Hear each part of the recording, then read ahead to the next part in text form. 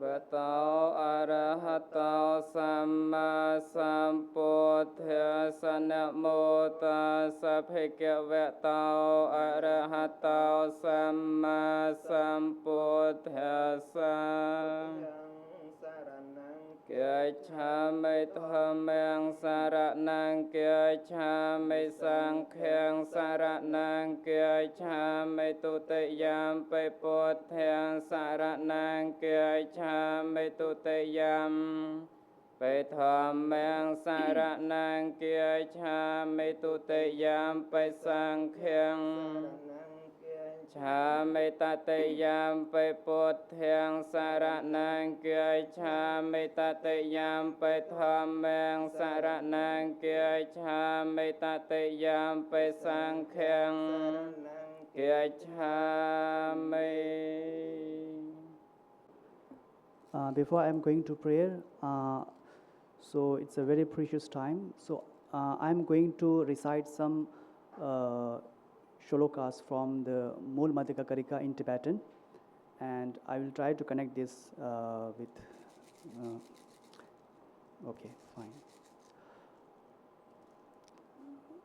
Since this is a prayer, one of the greatest prayer, actually it is treated to combine with your mind with shunyata, emptiness. Okay, so for that I traditionally do some vibration, which I practiced. Okay.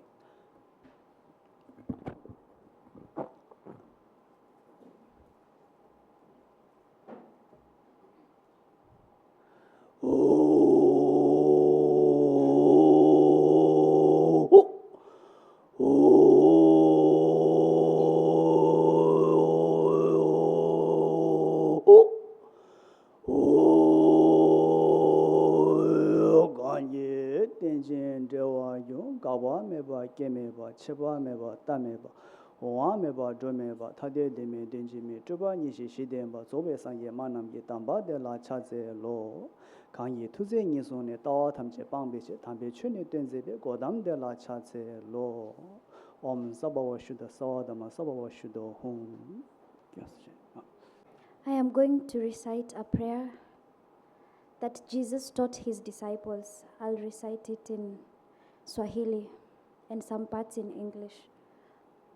Baba yetu uliye mbinguni, jina lako litukuzwe, ufalme wako ufike, utakalo lifanyike duniani kama mbinguni.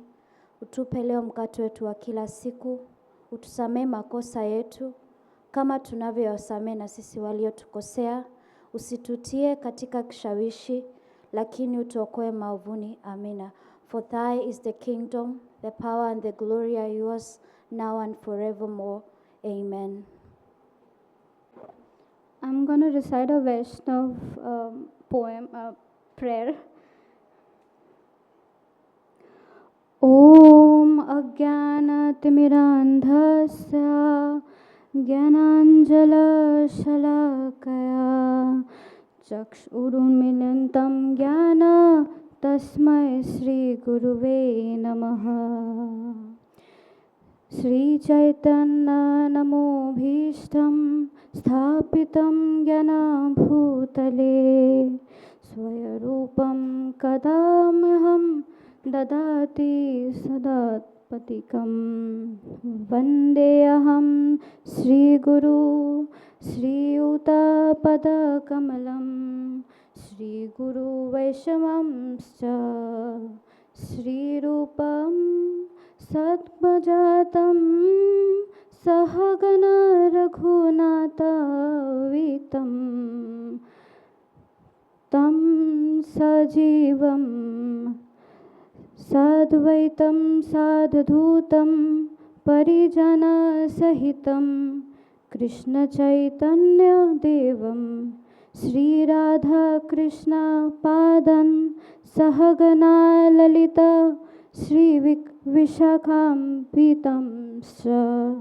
He Krishna Karuna Sindhu Deenabandhu Jagatpate Gopesho Gopika Kanto Radha Kanto Namastate Tapta Kanchana Gaurangi Radhe Vrindavaneshwari वृषभानुसुते देवी प्रणमामि हरिप्रिये वञ्छाकल्पतरुभ्यश्च कृपा सिन्धु एव च पतितानां पावनेभ्यो वैष्णवेभ्यो नमो नमः हरे Krishna Krishna Krishna Hare Hare Hare Ram Ram Ram Hare Hare.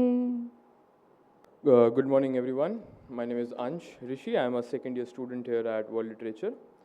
So, as far as my knowledge extends, I believe Sushant sir and Immaculate are the only one from Linguistics department. So, I feel obliged to introduce the very word translation that we are doing here today. So, the etymology of the word translation traces back to the mid-14th century, derived from the Latin word translatio, which means a carrying across. This Latin term is formed from trans, meaning across, and fer, meaning to carry or to bring. Additionally, the concept of translation is related to the ancient Greek word metaphrasis, which means to speak across. So, fundamentally, translation involves the act of carrying meaning from one language or one culture to another. Translation is far more than a simple transfer of words from one language to another. It is a profound art that has shaped civilizations and fostered cross-cultural understanding. As the great Italian writer Italo Calvino said, without translation, I would be limited to the borders of my own country. The translator is my most important ally. He introduces me to the world. The sentiment highlights the essential role of translation as a bridge between cultures, a process that extends far beyond a simple conversation of words to embrace a work's cultural, historical, and philosophical dimensions. The academic field of translation, or something that we are here to do today, emerged to study this intricate practice evolving from a simple, rigid rule to a more all-encompassing, or at least an effort to, approach that analyzes the theory and application of translation in all its forms. The study of translation reveals a plethora of approaches and practices across different cultures and eras. The discipline that we are here examines how texts, for example, such as ancient Buddhist or Sanskrit scriptures, have traveled across continents through a lineage of translations from their origin in Europe and the Americas. The journey of the texts shows us how translation has been a key tool for preserving and spreading knowledge, belief systems. Sometimes, but not always, texts thrive better in cultures of adoption rather than cultures of origination. As a writer and translator, Margaret Sayers Pedden put it, a translator's job is to bring a world to a world. The discipline further extends into the modern era by addressing the contemporary landscape of translation, including the quote-unquote much required rise of machine translation and the essential human skill of editing the resulting text. Ultimately, by exploring these diverse traditions and the modern innovations, translation studies provides a comprehensive understanding of the field as an ever-changing and ever-evolving force in global communication. Reimagining Vedic ideas into Upanishadic ideas, into Panch Tantra or other modern contemporary texts that give you the same results. Translation in its real sense, you are translating the subjectivity itself. You analyze the very act of translation and realize it all boils down to the same old facts or truths. The problem is that you cannot translate anything, but India stands away. When your cognition becomes one, you can translate. And thus, I come back to my original introduction. If cognition is language, and your cognition is same at the meta level, your ideas will also be the same. As the famous writer and translator Anthony Burgess so perfectly summarizes, translation is not a matter of words only. It is a matter of making intelligible a whole culture. Thank you. Thank you, Ansh. Now, I will be briefing with all the translations which will be done by our budding translators. So, the first text which will be translated is Yug Dharm Sahitya Darshan, which is by Kirtinath Kurtkoti. It is a collection of critical essays by acclaimed Kannada literary critique, exploring various facets of Kannada literature, including poetry, novels, drama, and short stories. This text is translated by Prashant Solanki and Purva from SBS PCR. Second text is Utkala Juge Juge by Shri Surendra Mohanty. It is a Odia poem written celebrating the rich cultural heritage, history, and glory of Odisha. It invokes the pride in the state's timeless contribution to art, literature, and spirituality. This text is translated from Odia to English by Swan Prabha, Akhilesh Pani, Tapaswini, and from Odia to Hindi by Lipsami. Okay. The third text is Sanskriti Shilp Itihas. This text is written by Sunidhi Kumar Chattopadhyay, which is an interplay of culture, art, and historical development in the Indian subcontinent. This text is translated by the students from Bangla to English by Snigdha, Radha, Madhav, Hamidur, Kornea, Binamr, Nirav, Nilav, Mandira, Fatima, Aditi, Sushmita Sharma, Rehana Sultana.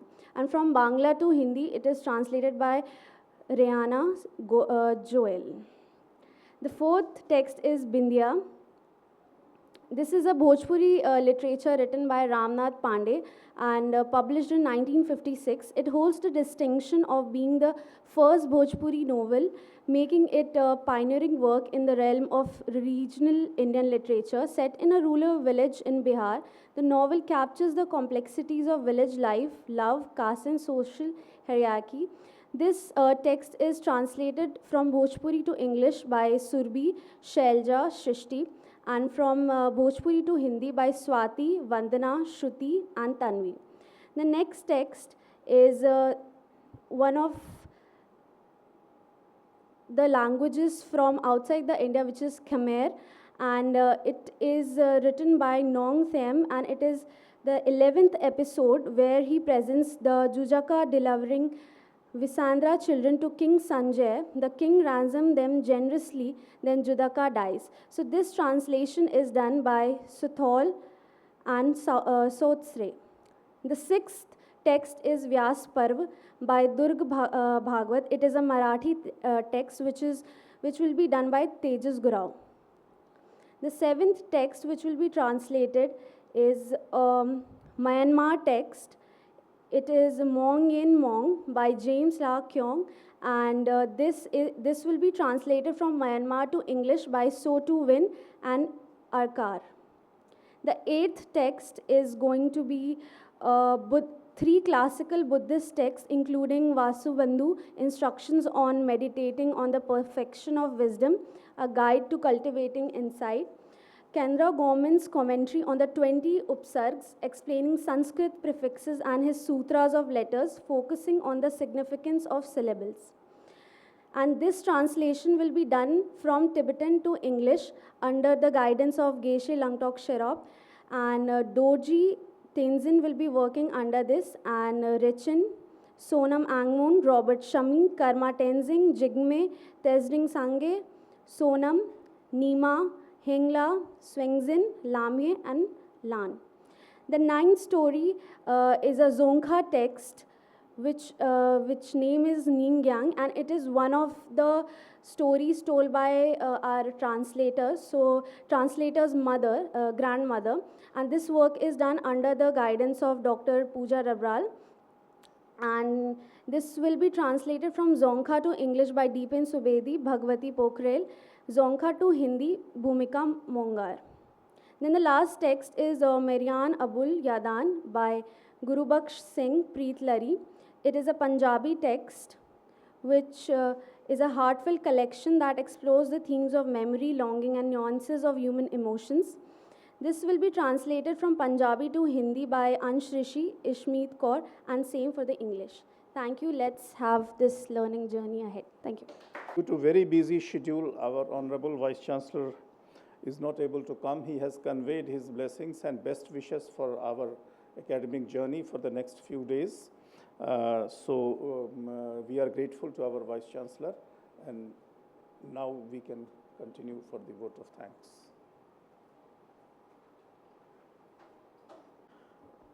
Good morning, everyone. It has truly been a warm morning after all. And as we move ahead I would like to first and foremost express my deepest gratitude to our Honorable Vice Chancellor and our registrars for granting us the opportunity and support to host such a resourceful event. My sincere thanks also goes to the faculty members of the School of Language and Literature Humanities, especially our respected Dean Sir, Professor Sushant Kumar Mishra, and esteemed colleagues, Dr. Shravan Sharma, Dr. Mir Nurul Islam, Dr. Smita Singh, Dr. Pooja Dabral, and Dr. Kumuda Prasad Acharya, whose dedication and tireless coordination over the past month have been the backbone of this workshop. A very special thanks to our resource persons from the National Translation Mission, Mr. R.S. Winston Cruz and Dr. Bishwadip Gogoi, for enlightening us with their valuable insights today. We are equally grateful to our partners, Professor Shailendra Mohan, Director of CIL, and Dr. Tariq Khan, Officer in Charge at NTM. Without their collaboration, this workshop will have remained only an idea rather than becoming a reality. I would also like to extend my appreciation to the students who have actively participated and added vibrancy to this initiative. Lastly, but very importantly, let us not forget the silent pillars who work tirelessly behind the scenes: the IT department, the housekeeping staff, security personnel, and every other supporting hand who ensure today's program ran smoothly. To all of you, a big thank you once again. We look forward to the days ahead with equal energy and inspiration. Thank you. So with this short inaugural session now, we will start our academic journey immediately because our timings are fixed. We will get our tea at the correct time. So I invite Mr. Winston Cruz. He has been working for long, basically a resource person for Kerala, for Malayalam language, So from Malayalam to English, he works, plus Malayalam to some other languages of south of India. He is basically a resource person of that area of expertise, but he's an expert in translation studies also, and they have been working on various aspects of translation, practical as well as studies, both the aspects. So with this, sir, I invite you, Thank you so much. Now to take the, you have your... Yeah, I do. Since in the introduction itself he said like there are very few linguists here, right? Those who are having a linguistic background, very few, right? So I would like to be very rudimentary in my talk, right? Start from the base. So though some of you may know more than I do, right? But for the inclusion of everyone, right, to take everyone into this journey, I would like to start with some of the basic things, right? So whenever we talk about translation studies, this idea of linguistics comes in, right? Maybe this, it's fine. You able to hear me? Yeah. These. Okay, so while he is doing that, I would like to thank the authorities of Nalanda University, then Professor Sushant Mishra. He has been our mentor, kind of, right? He's been hand-holding us through various official processes as well as, right, translation-related processes. He's been a real mentor to us, right? So some of us, if we are RPs and other things, resource persons, other things, he's one of the reasons, right? He was in the team to, coordination team to handpick people, things like that. So we are very happy to be here, right, and collaborating with this. I come from this institute called Central Institute of Indian Languages, Bharatiya Bhasha Sansthan, right? This is an institute under the Ministry of Education, right, of the Government of India. It's a government institute. It's not a teaching institute. It's a research institute. In the sense we document languages, right? We do everything related to research in languages, right? Especially document languages that are smaller, right, which have smaller population, and spoken by little less crowd and things like that. So we are doing a project on a scheme on protection and preservation of languages, endangered languages especially. We have a project like that. We also have big narratives. We have a linguistic consortium, like where we have collected data corpuses. Some of the biggest Indian language corpus, digitized corpus is available with CIL, and it's being used by all these machine translators, developers of machine translation systems that you see, Google and Microsoft, all of them, even this Anuvadini, like Indian products, and we have our own machine translation one system called Anuvadika, all these people, many private agencies, they all buy these corpuses, use these corpuses, please do. So that's a project called LDCIL, Linguistic Data Consortium in Indian Languages. That's a very big project. Then we have a project on national testing services, because language is part of every testing that you do, whatever be the discipline, it's given to you in a language, the testing is done in a language. So there is a linguistic element to every testing, every teaching, so we are trying to work on those areas, how to evaluate those testing, so things, questionnaires and answers, and how do we provide that, and what is how do we facilitate better understanding of all these processes that go through, the linguistic processes. So that is also part of that institute, the same institute is trying to teach Indian languages, in a 10 months course. Then to teachers and scholars who are interested in languages. So there are about some 10 to 20 languages, about 20 languages we teach in a 10 months course, people can come there, stay there, not just in Mysore. We have 9 centers across this country. So all these languages, for instance, we have a center in Guwahati, which is called Northeastern Regional Languages Center. There we have Bodo, Manipuri, Assamese, all these languages are taught there, for a 10 months course, in a 10 months course. We have Eastern Regional Language Center at Bhubaneswar. There we teach Maithili, Santali, Odia and Bangla, So things like this. We have different, one in Solan where we teach Urdu, and one in Pune, so there the Western Regional Language Center, and the Southern Regional Language Center is housed in CIL Mysore itself, where we have Kannada, Telugu, Tamil, Malayalam, all those. And recently we have also started the Swayam courses. The Swayam portal, where we do this, learn things on our own, self-paced learning, So Swayam portal, NPTEL, we have connected with them also, and we are offering these language courses through Swayam portal also. That is Central Institute of Indian Languages. And one of the important schemes, projects of this Central Institute of Languages is this National Translation Mission, from which I have come.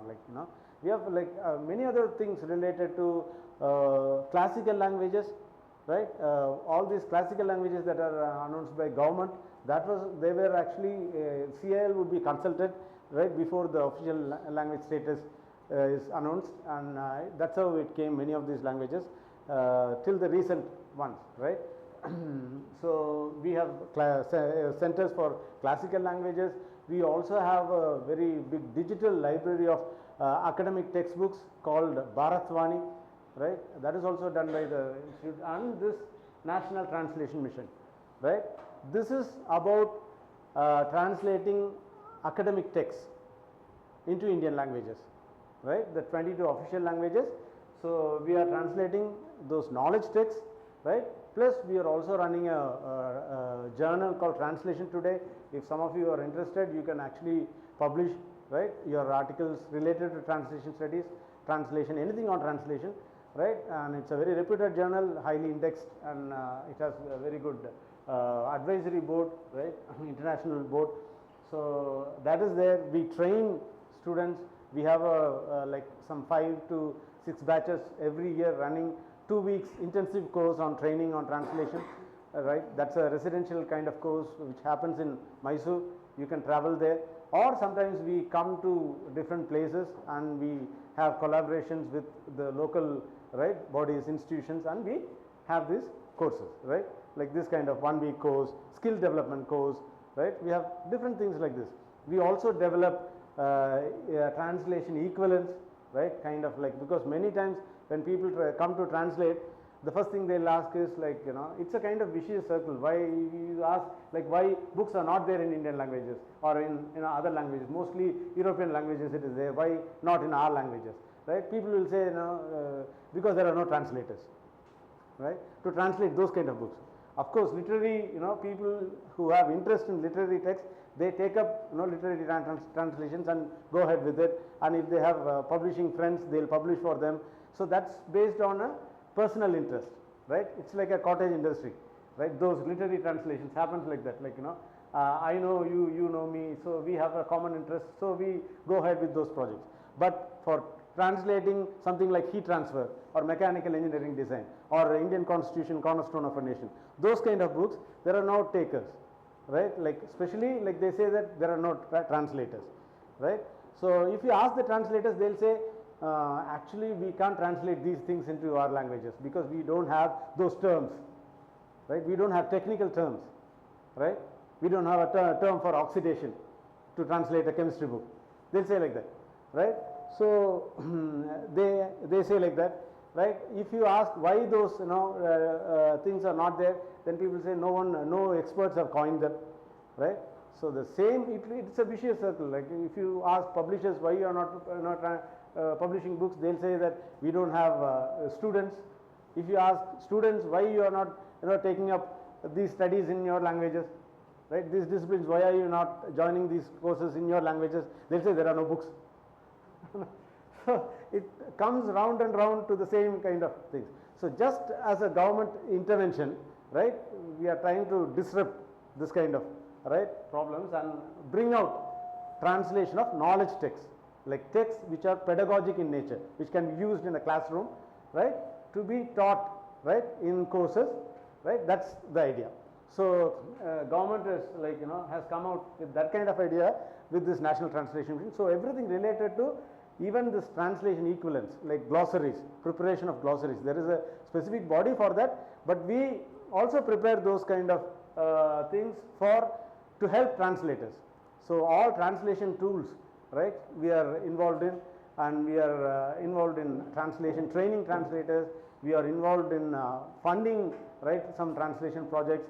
We have fellowships for students, right, students can get fellowships, right, 2 fellowships only, very meager amount you will get, but still there is a fellowship for translation, right, as in only for translation. So those kind of things are available, and I am part of this, right, thing as a resource person, and you have my friend Vishwadit Gogoi also with us. He'll be taking another session, right, with you. So whenever we talk about translation, right, this idea of language comes, and whenever language comes, people will talk about linguistics, right? How many of you are familiar with like the basic ideas of linguistics? Yeah. Okay. Some of you have had courses in, you know, things, or you are from translation studies, or if you are from linguistics, right, you know. So, but I am trying to kind of cover everyone. So if I sound too rudimentary to you, please forgive me, right? So think that I am speaking to the other group, right? So if the other group feels that I am speaking to high things, then you think that I am speaking to the other group, right? We will have to balance, right, things. Fine. So why, like, you know, I'll have to go out of the frame. Yeah. So I want someone who has not done any translation till now. Are there people like that? Not even in my dreams. Like, if you want to say, like, I have never done any translation, right? If somebody is like that, you can try. Like, can somebody put up your hand? Just volunteer. Someone who has done no translation in your life. Yeah. Just for beginning to break the ice. Like, no? What's your name? Joel. Okay. Can you translate, like, my name is Winston? You be there, no problem. My name is Winston. What is your name? Translate it. Like your name is in your language. What is your mother tongue? Bangla, they say. Okay. I have overheard it. Like, Amar Naam Winston. Then, what is your name? Tumar Naam Ki. Okay. Ki. Okay. Tumar Naam Ki. Amar Naam. I am from a different regional language. Have your seat. Right? Let's give her a. She has produced her first ever translation in our class. I wish you great success in your career. Right? Okay, we all wish that. Okay. Now the idea is, how many of you agree with her? How she translated? Agree? Right? Agree? Others don't agree. Why don't you agree? Okay, it's the same thing she said, like, my name is Joel, and what is your name? She said that in Bangla. In your language also you can try like that. Do you agree with that? Agree? Anybody disagrees with that? That this should be translated in some other way, in your language? Anybody has another alternate way of saying this translation?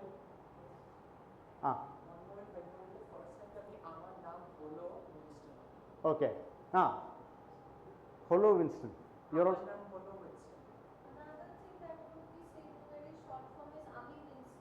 Okay. I'm Winston. These are different ways of, but they are using Winston. That is the point. Right? But you used your name. Right? So which is correct? That's the, you got the point. She said, my name is Joel, right?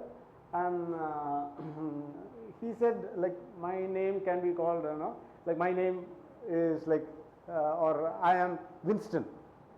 So there are two different people here now. One is she, one is I, like, no? So like, see, you got the point, right? She, yeah. No.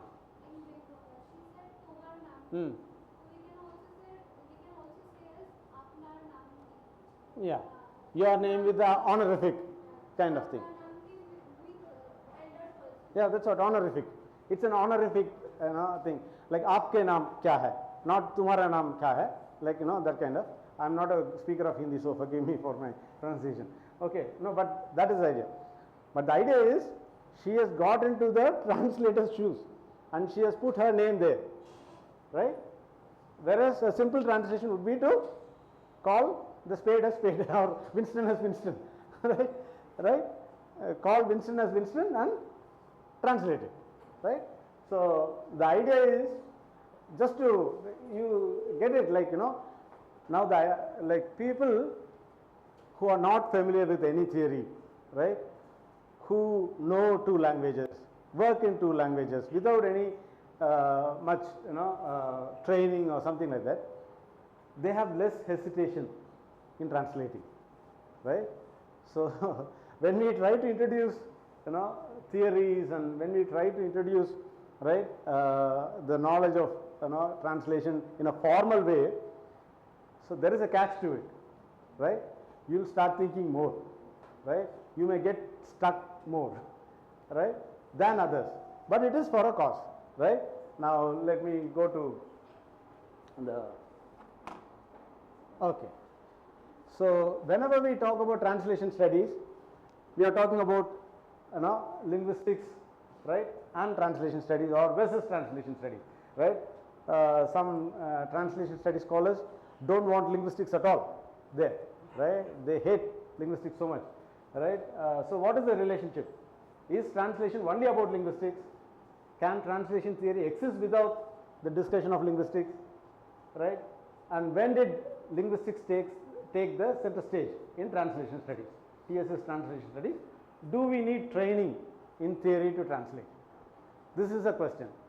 Do we need training, right, in translation, theory for translating? How many of you say yes? Do we need? Okay. Right? Okay. Anybody? So others disagree? If you have not put up your hand, then I'll think that you are the opposition too. There is only head and tail here, right? No in between gray area. Okay. You don't need, theoretical knowledge, or you don't need training in translate, to translate. That's his one point.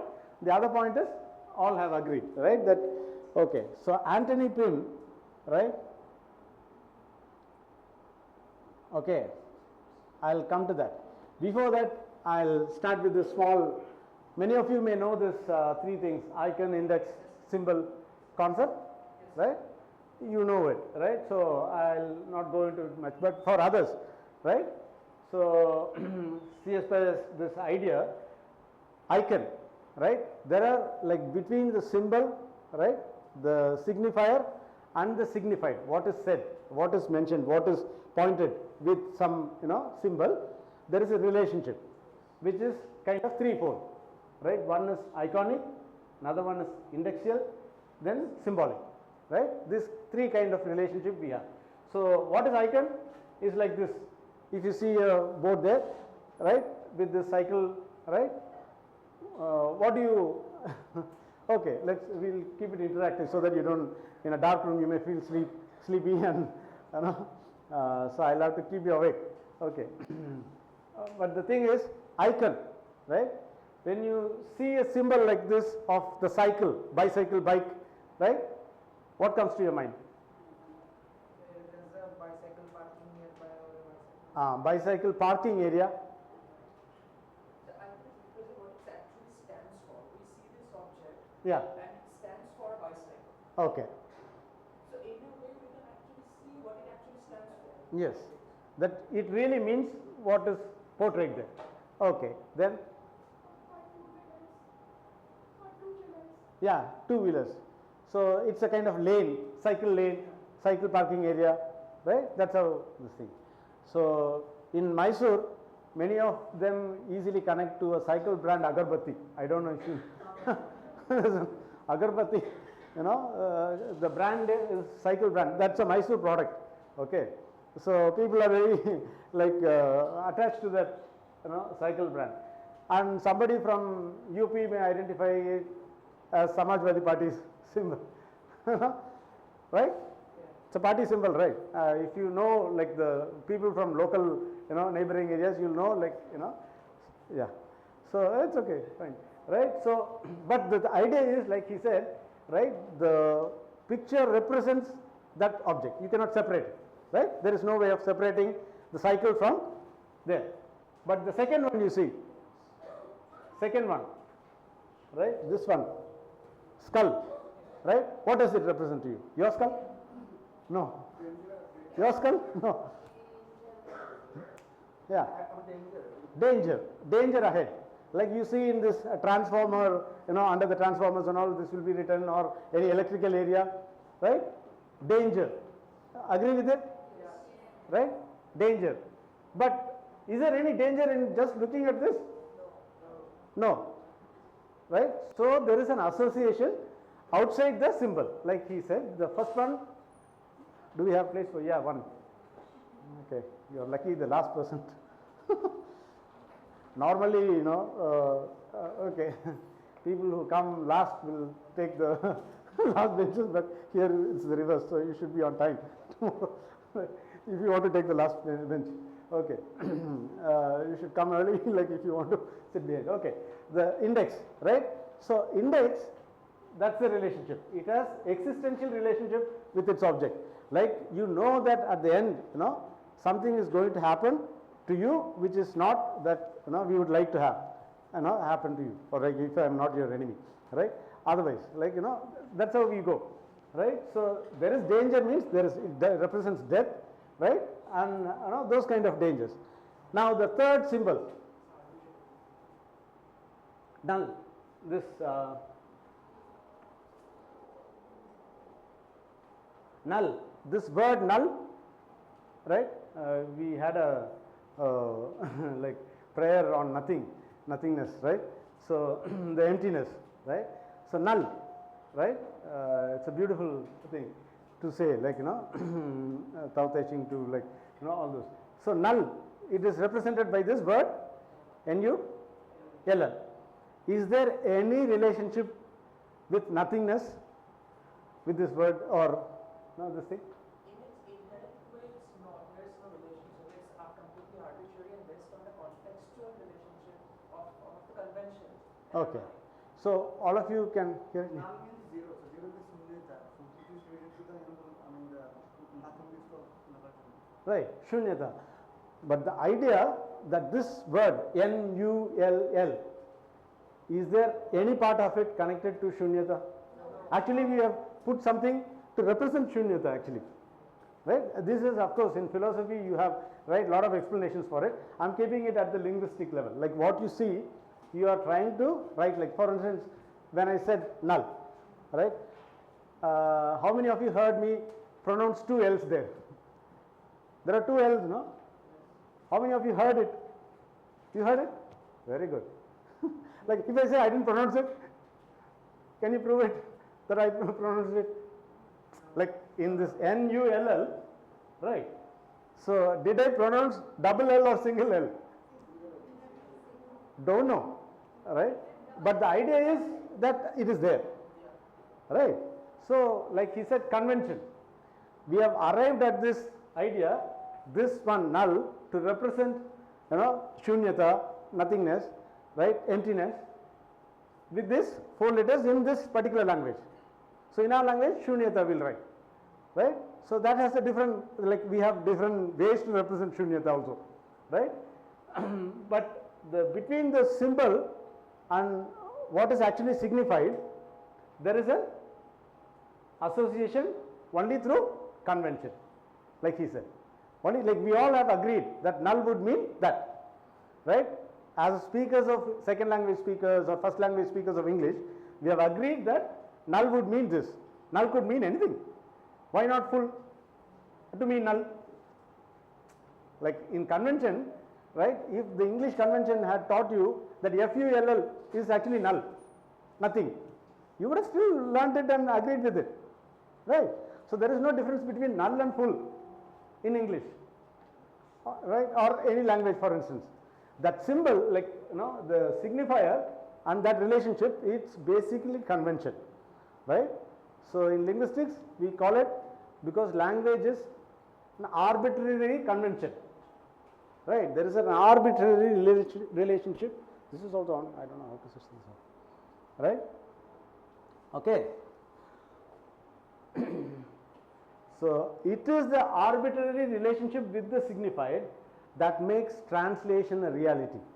Because I can separate null from the idea of nothingness or emptiness, right? And just because it is only a symbol, right, it only represents something else, right?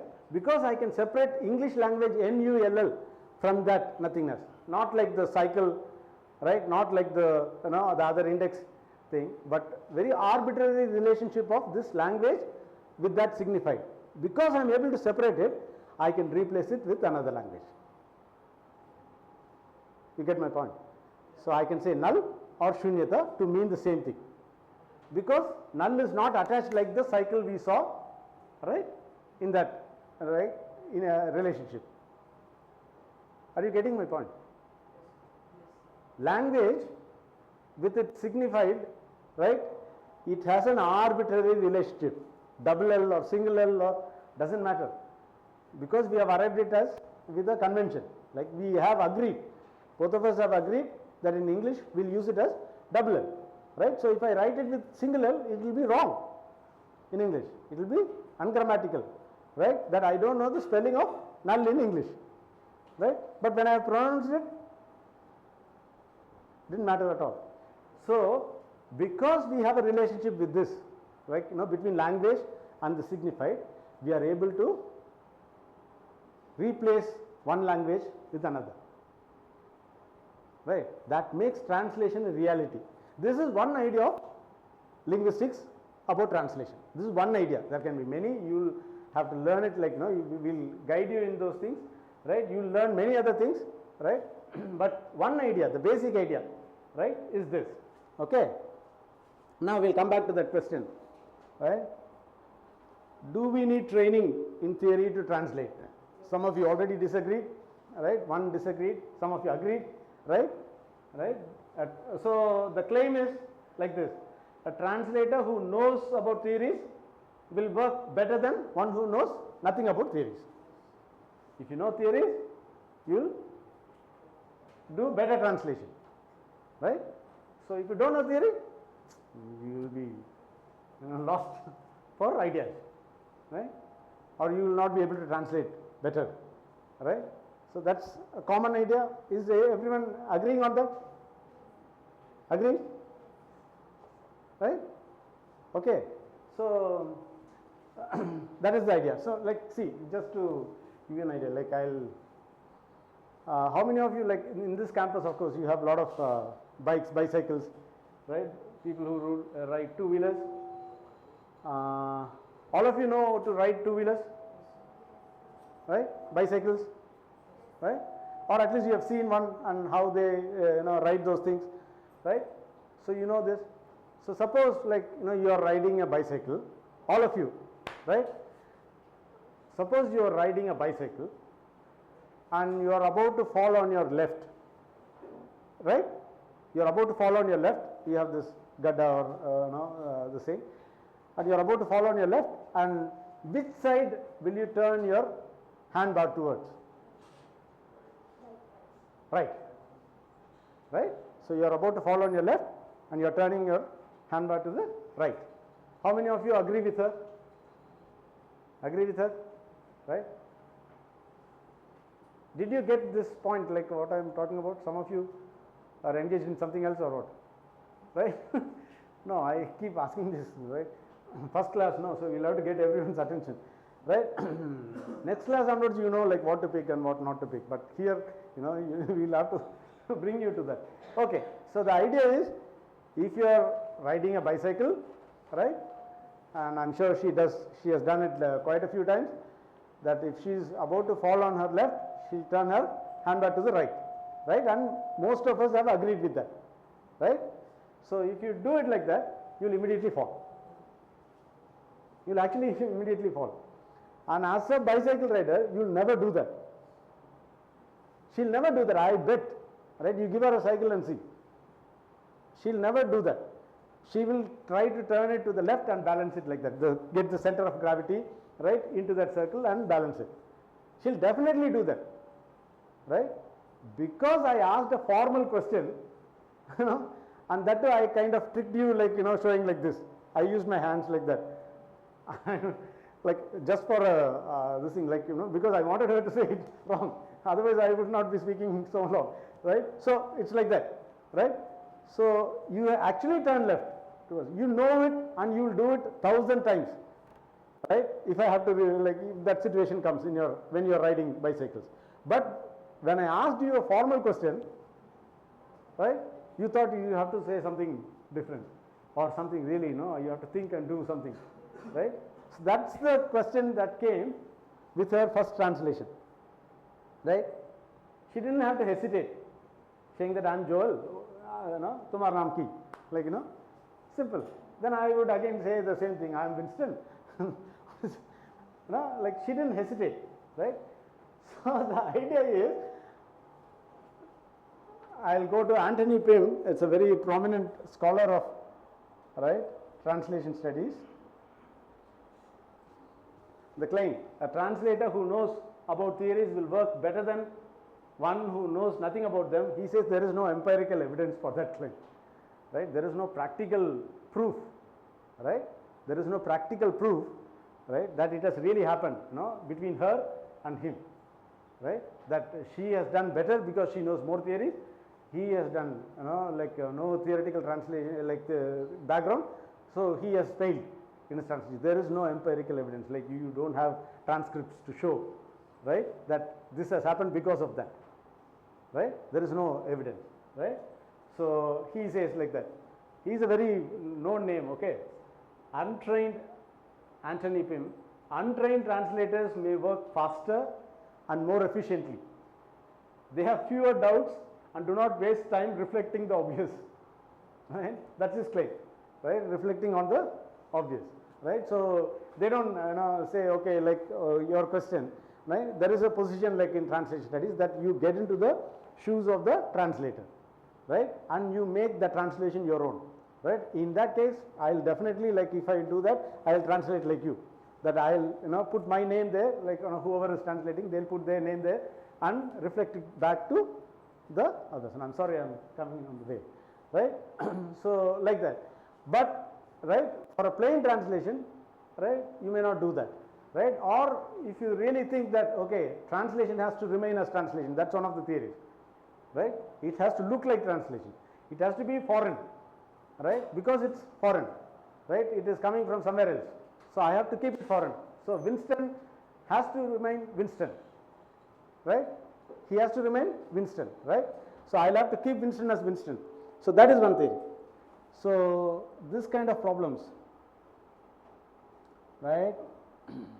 Okay. Okay. This I'll skip this. So man with umbrella. Okay. Yeah.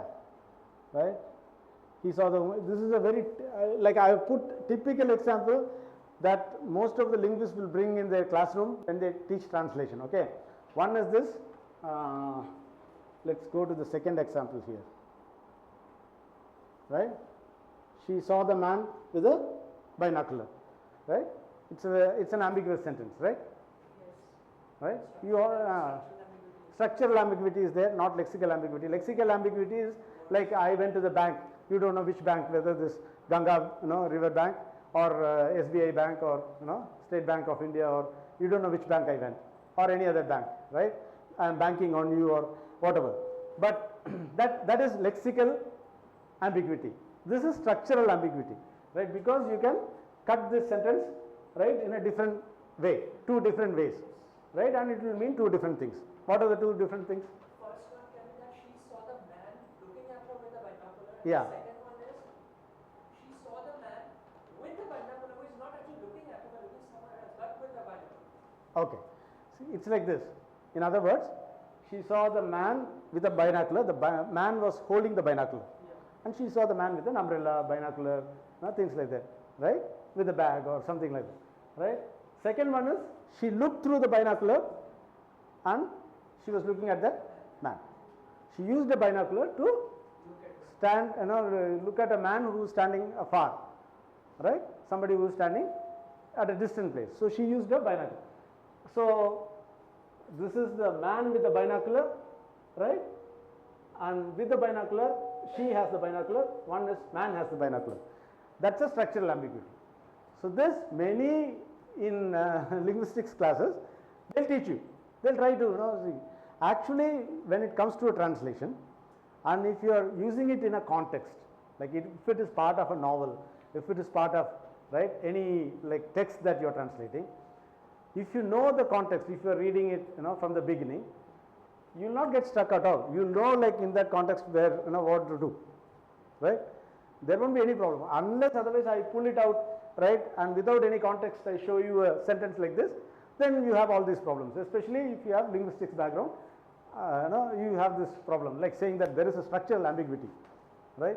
Or lexical ambiguity. What is that, right? So we try to get that. So this is what right, Pim is trying to say, okay. But now, coming back to his position, right? So the same claim, he says, on the other hand, awareness of different theories, right? If you know different theories, might be of practical benefit. Again, this is also practicality, okay? It will help you practically as a translator to you, right? That awareness of different theories might be of practical benefit when confronting problems for which there are no established solutions, right? So because you are going to translate very high order, right, text and all, like as I see what she read out the list, right, actually it will have very rich language, right, in those texts that are used, right. So in that sense, when you are translating those kind of texts, you will end up getting stuck in different places on what to do, right? So for there are no established solutions, that kind of problems where significant creativity is required, this knowledge of theories will come in help, right? Knowledge of theories will come in, for your help in those areas, in those problems. The theories can pose productive questions in those situations. You know what to look for, right? What are the things that you have to solve there, right? So that this is a question like this. So if you have theoretical knowledge, right, then you will know this, right? And it will suggest sometimes, right? He is not guaranteeing it, right? Because it is again, scholarship, matter of scholarship. How you have learned the theory and how you know, right, these theories and what kind of use that you make. So sometimes it can suggest novel answers, right? So I'll skip these parts. Is there any way to know the time? Okay, 11. Okay, so now when we say that, okay, theorizing translation, that linguists have some part in it, right? But we see from time immemorial, right, people have been talking about translation. It's not that you and I have, organized a program first time to talk about translation here, right, or ever. Not like that, no? Right? So for time immemorial, like in our own traditions, right, we have different people have talked about, right, translation, right, and in Western tradition also, right. This Tolkappiyam is an ancient grammatical treatise, right, 2nd century BC, like that, people say, right, from Tamil, right. So there it's a like work like how many of you know Ashtadhyayi by Panini? Ashtadhyayi, the work Ashtadhyayi, right? It's like that, grammatical treatise, right? So it's about the grammar of that language, right? So in that he talks about 4 kinds of secondary texts, 4 kinds of secondary texts in those times, right? 2nd century BC, right? And in that he talks about, one is a kind of compilation, right? Compilation, set of compilations, right? Which are of the, like there is a source text, right? And series of source texts, and one book comes out as a compilation of a collection of some of those source texts, right? Picked up things. Second one is like, it's like compilation, abridgment, right? You can call it anything. Those kind of texts, secondary texts of number 1 kind.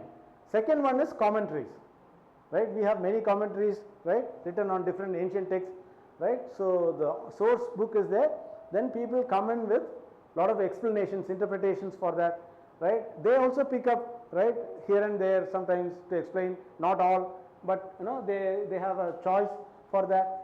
So that is Virital, right, commentary. Then Togai Viri is something that does both, right, Togu and Viri, right, which does both. So in the period of this, when Tolkappiyam was written, all these kind of texts were available in that language, right, in 2nd century BC. So he is able to classify those texts. It's not that his first time he is writing, saying that you have to write text like this.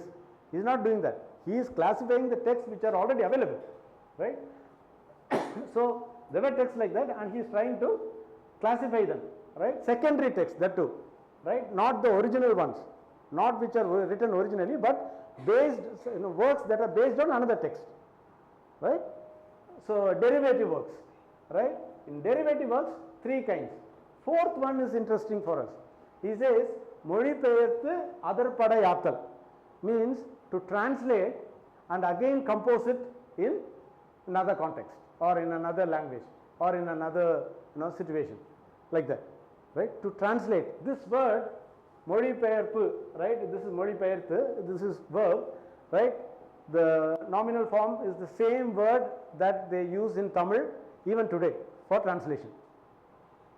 So the point is, for more than 2000 years or something like that, in our very own land, people have been talking about translation. It's not the first time that you and I have started theorizing on translation. It's not the first time, right? So people have been, like, there are a lot of traditions within our own land. So in other areas also, like Western, right, ideas also there, right, from the same period or before that or after that, Dryden and all. Like so, that Eshendole, right, of course he was martyred for whatever he wrote as a translation, but he was like someone who gave a general idea of, right, not based on biblical translation or those kind of things were already there, but he was the one who actually gave a general idea of how to translate well from one language into another, right, common principles, right. Somebody gave like that. Then Dryden, of course, you all know, right, the three ideas of metaphrase, paraphrase, imitation, right. There are a few like that. So out and out, right, translation, like works on translation are also there, right.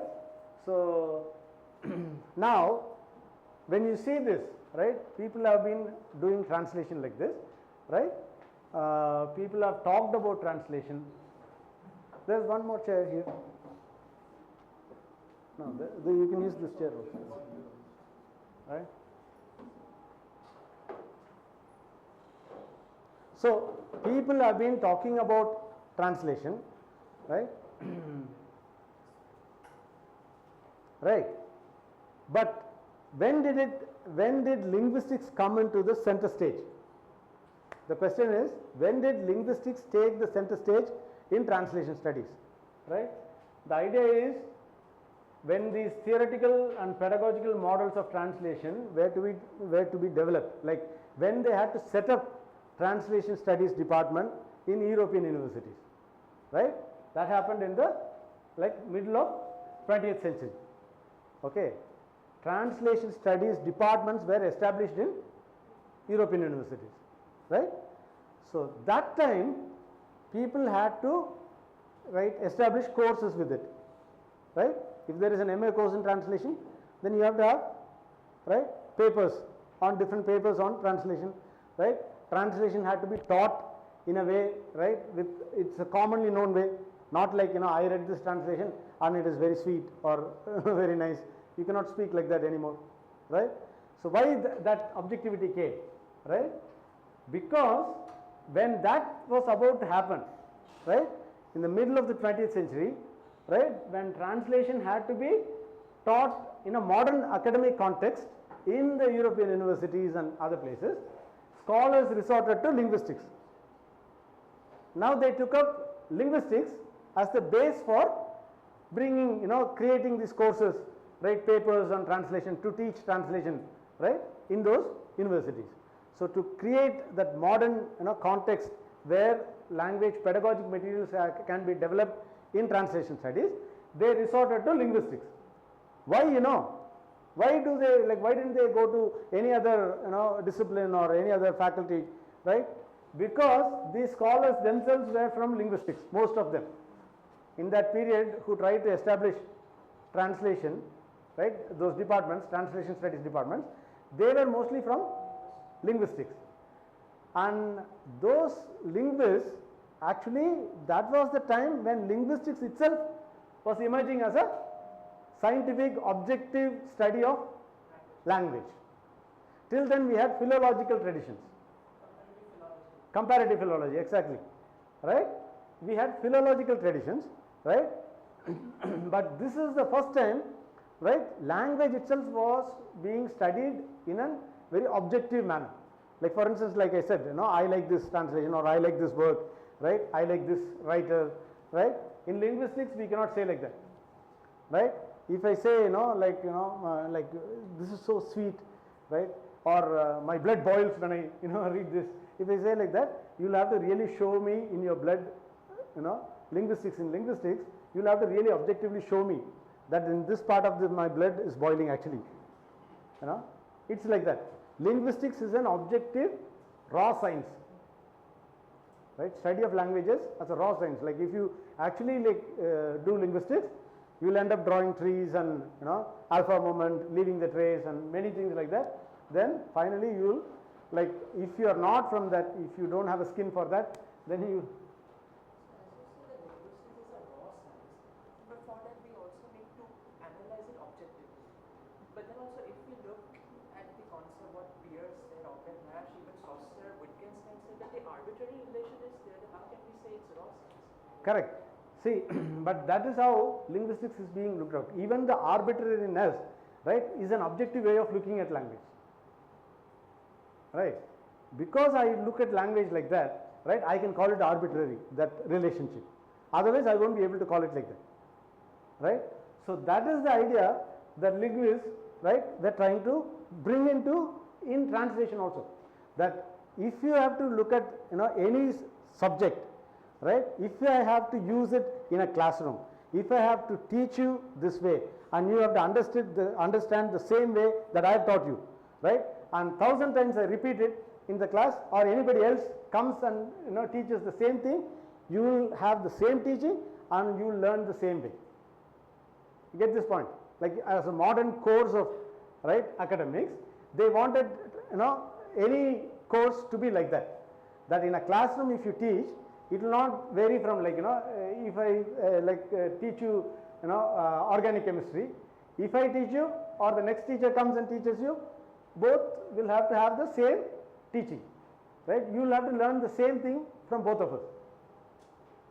You get my point? As a modern science, right? If we are talking about a particular subject like organic chemistry, inorganic chemistry, or like that, it doesn't matter who teaches you. It doesn't matter which text is used, right? It doesn't matter which author is being quoted, right? That kind of objectivity to the subject itself, right? The subject that is being taught. There will be some problem, but as you take the example of organic chemistry, we know that the term esterification will mean some fruity smell. That can be universal, but the words, some words mean something else in a language, some word means something else in the same word means something else in another language. There's this arbitrariness, or rather this broken bridge of words. How can we say it's a loss of technology? No, to look at that relationship, that why this means this in this language and why that means that in that language, right? That arbitrariness is looked at in linguistics in an objective manner. So you actually draw trees, right, where you say that this has moved to this position. Like for instance, from an active voice to passive voice, right? This is the change that has happened, right, in the structural, in the structure of that sentence, right? So that way that they are looking at, and they are trying to, right, teach language like that, so that it can be repeated, right? So if I teach, or if he teaches, or if you teach, right, whoever teaches, they'll teach the same thing. So as a modern course, right, in an European university context, that you understand, right? In a Europe, we have time, okay, right? So there, right, they called it like these same people, right, people who are doing linguistics, who are looking at language like that, the same people try to define translation studies like that, right? This is not that I am supporting any of them. I am giving you the point of view how it emerged, right? Why linguistics took center stage in that context. These linguists, like these people who are trying to establish translation studies, they themselves were linguists, and linguistics itself was getting emerging as a scientific objective knowledge of language. So to talk about anything else in language, like how sweet, how these things, like why in my language it is different, or how you have used language is different, those questions were put aside. Like strictly, you see this ICE analysis, right? They'll say contrastive analysis, even translation, right? Like a second language learning method, they were trying to analyze translation like that, right? They were trying to put all those things. Why they did it like that? Because these were linguists, they didn't have any other tools to look at translation at that time. So whatever they knew from linguistics, those were the things, right? Okay, syntax, semantics, right? Those kind of things. So they used, right? I'm not getting too much into it, right? They used those tools to now look at translation also, right? You get this point, right? With the next point, maybe we'll have a break. Okay. Okay, continue. Yeah, that's good. So now in this, when these linguists were trying to do like this, now again two groups emerged from there, right? Two groups. Historically this has happened, right? Two groups, and most of these things are like you can find it in Mona Baker's this paper, Linguistic Models and Methods in Study of Translation, right? So two groups emerged, right? And one group is scholars from linguistics who were trying to test their linguistic theory with translation, right? So they were using translation as a testing field for their linguistic theory, right?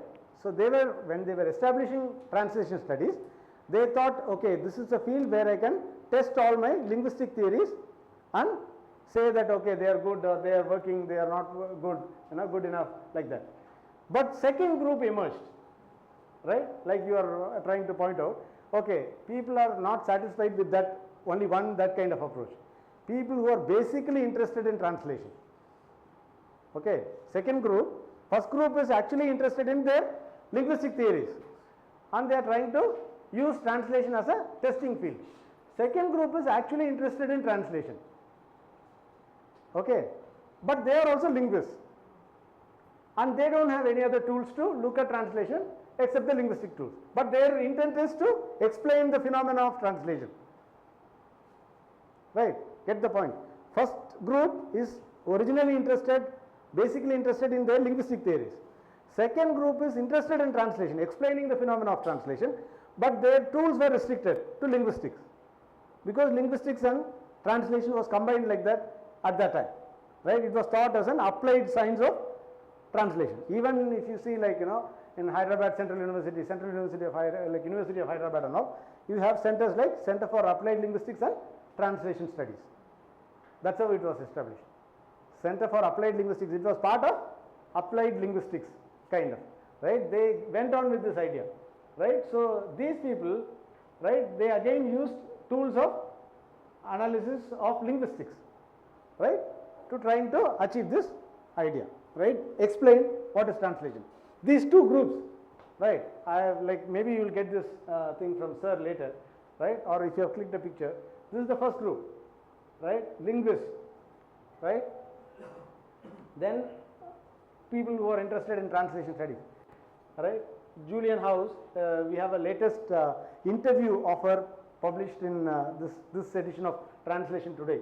It's available online, you can read her, right, thing, right. So then here also this grouping also, like, can vary, but this is the idea. People who are interested in translation, trying to explain translation, but from linguistics background, right, this group. This is actually people who are interested in linguistic theory, basically. I'll go with some more examples of that. Category 1, linguists testing their linguistic theory on translation. Second one is translation scholars using linguistic theory as a tool for explanation, right. That's the broad classification. Okay, now you see the first group, category 1, right. J.C. Catford very clearly said like this, right. He himself uses the word clearly. Clearly, that any theory of translation must draw upon a theory of language, right. Like, without language, without linguistic theory, you cannot explain translation theory. That's the import of this sentence, right, idea, right, a general linguistic theory. So any translation theory, any explanation for translation must come from a general linguistic theory. That's the first group, right. So the replacement of textual material, will skip that, right, by equivalent textual material in another language. These references are there, okay. Okay, so another example, Firth, his model itself, okay, his model of language was like this. There is a phonological level, there is a grammatical level, there is a situational level, okay. In language, his language model had three, things like this, matrices like that, right. Okay. His theory was called communicative functional theory of language, right, and which is still very famous in translation studies, right. People work with those, right, background. So he says, see, I want to make it clear that the linguistic systems and structures are related to the systems of structures in the events, relevant objects, all those things. I will come to this, right. I suggest, difficult though as it may appear, that the situational matrix, the biggest, right, the round that you saw, the matrix, the outer one, right, phonological, grammatical and situational. In that, the situational matrix is the more manageable one and more easily related to problems of translation, right. So the systemic functional theory of grammar actually went on like that, right? The situational matrix is the more manageable one and more easily related to the problems of translation. So the fact of translation is a main challenge both to linguistic theory and to philosophy, right? So these are the first group, right? Linguists who are using linguistics, right? Translation as a field for testing, right? Second group, translation scholars using linguistic theory. One famous done to death kind of theory is Naida's, Eugene Naida's, right? Theory, very old, right? He proposed like something like this. Okay, there is a source language. So now this group is people, translation scholars, interested in explaining translation, right? They were basically translators, right? But they were trained as linguists. So they were using linguistic theory, right? So he said, okay, there is a source language, there is an analysis, you go to the X, right? And then transfer that X to Y in another language, restructure it, come to the receptor language, right? This is Naida and Tabor, right? 1969, followed by many other things. Now, some of you from linguistics, right, may like in a very quick this thing you will find that okay, this looks like something like the Chomsky and TG model, right? That you have source, surface, structure, go to deep structure, then again surface structure emerges in another language, right? That kind of comparison you may be like like prompted to do, but Chomsky's own idea, right? Like this is the okay, the cat killed the rat. You do phrase structure analysis, you come to this deep structure, all these things, and you can create many surface structures for this, right? I'm skipping this because you're not from linguistics and it's not very high linguistics, but this idea, the one who created that kind of model in linguistics, Chomsky, he wrote that he was not for using his theory directly as an explanation for the phenomena of translation. He was not for it, right? He said the existence of deep-seated formal universals, right? The deep structure, right? Formal universals does not, for example, imply that there must be a reasonable procedure to translating between languages, right? He made it very clear, right? And he was somebody who never established methods, right, for second language learning or anything like that, right? He only concentrated on first language acquisition, right? But he had insights that don't misquote me. That is his idea, right? Don't think that because I have deep-seated language universals, you don't think that that is a way of explaining translation, right? Don't do that, right? Like I said in the beginning, right? I try to separate language and say call it arbitrary, and because we have things like that, right? That we can translate, and we have same cognition, like he said in the introduction, right? So we had things like that, but this man made it clear from his side, right? Don't misinterpret me like that. That is his idea, right? But what happens? Okay, Naida with this theory actually claimed that my theory is older than Chomsky's TG grammar. That's like in one of the claims of Naida is like that. But he says, okay, now people who took this right theory still went with this idea that Naida's translation theory probed deep structures common to all languages and found ways to transform those entities in different languages, differing languages. Right? People still went with this idea, though Chomsky and all made it clear with his own theory, like about his own theory, but people who took Naida, right, they said that okay, there is a way to arrive at this X so that we can convert it to Y and come up like this, right? So people took it very seriously, right? Like the German implementation, for instance, in German, right, it was very taken very seriously, right? So the translatability of the text is thus guaranteed. They say like translation is guaranteed, like nothing is untranslatable. That is how they say. Because language has this arbitrary nature, there is nothing that is untranslatable, not translatable. Like you cannot say that nothing, this cannot be translated like that. You can call no text. If you are able to put in words, right, of your understanding of the text, right, that I have read this and I have understood it, and if you are able to put it in words, explicate that knowledge, your understanding in words, then it is definitely translatable. That's the position. Yeah. So there is nothing as untranslatable for them, for one group, right? You cannot say that this is not translatable, this has very high value, this has this. If you are able to say, okay, this is what I think this means, then that is translatable. That is their idea. If you are able to explicate, right, your understanding, your knowledge, saying that okay, this is this, right? So they said the translatability of text is thus guaranteed. So they are guaranteeing by the existence of universal categories in syntax, semantics, and the logic of experience, right? Failure of translation is not because of insufficiency of lexical or syntactic inventory. So they say that everything is translatable because of the existence of universal categories of syntax, semantics, and logic of experience. So they went this far. Okay. Now I'll come back. Okay.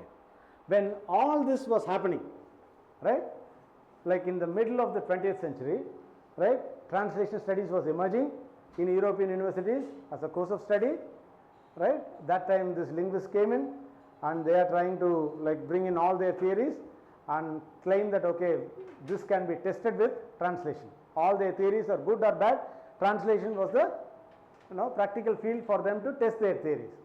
They were doing that, right? And in another side there were translation studies, people who are interested in translation, trying to use linguistic tools, still not happy, somehow like they are caught into it. All this were, yeah. Then we will continue. Okay. So when they were all this was happening, I am actually coming to one part of end of one part, right?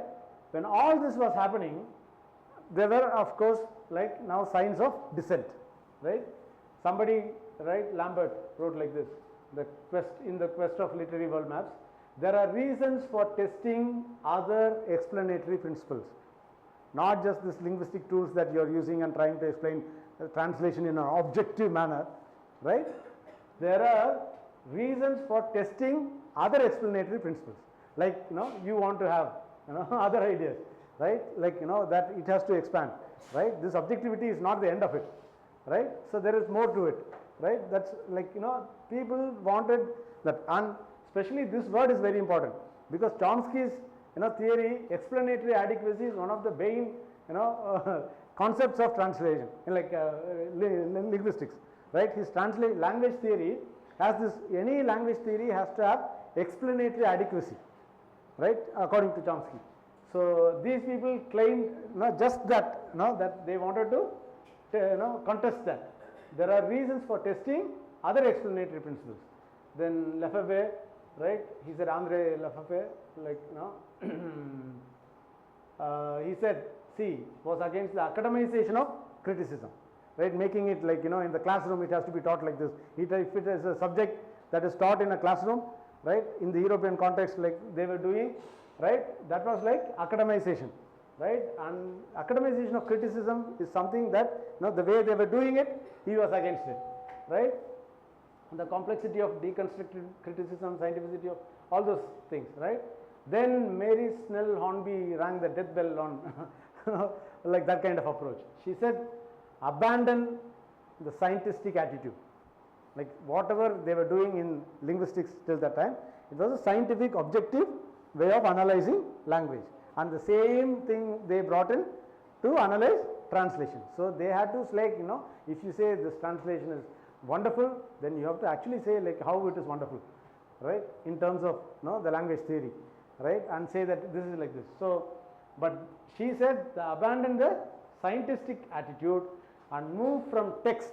So all this, right, linguistics theorization happening, right, through this word, right, that is used in the translation, right, the sentence, right, the words, the sentence, the structure, right, they were the basic, right, tenets for like all this like looking at translation for these people till then, right. So she said move away from text, the written text, don't look at only the written text, and move to translation unit, move the translation unit to culture, right. It's not just the word that you are looking at, the linguistic representation of, right, that idea, but move from there, right, and move to culture as the basic unit of translation, right. Look at culture, right, it's a cultural unit that you have to look at in a translation. So Bassnett and Lefebvre, of course, in this book they called it momentous. Momentous means changing history, like the history has changed from then onwards, right. I'll just complete it and we'll move it, right.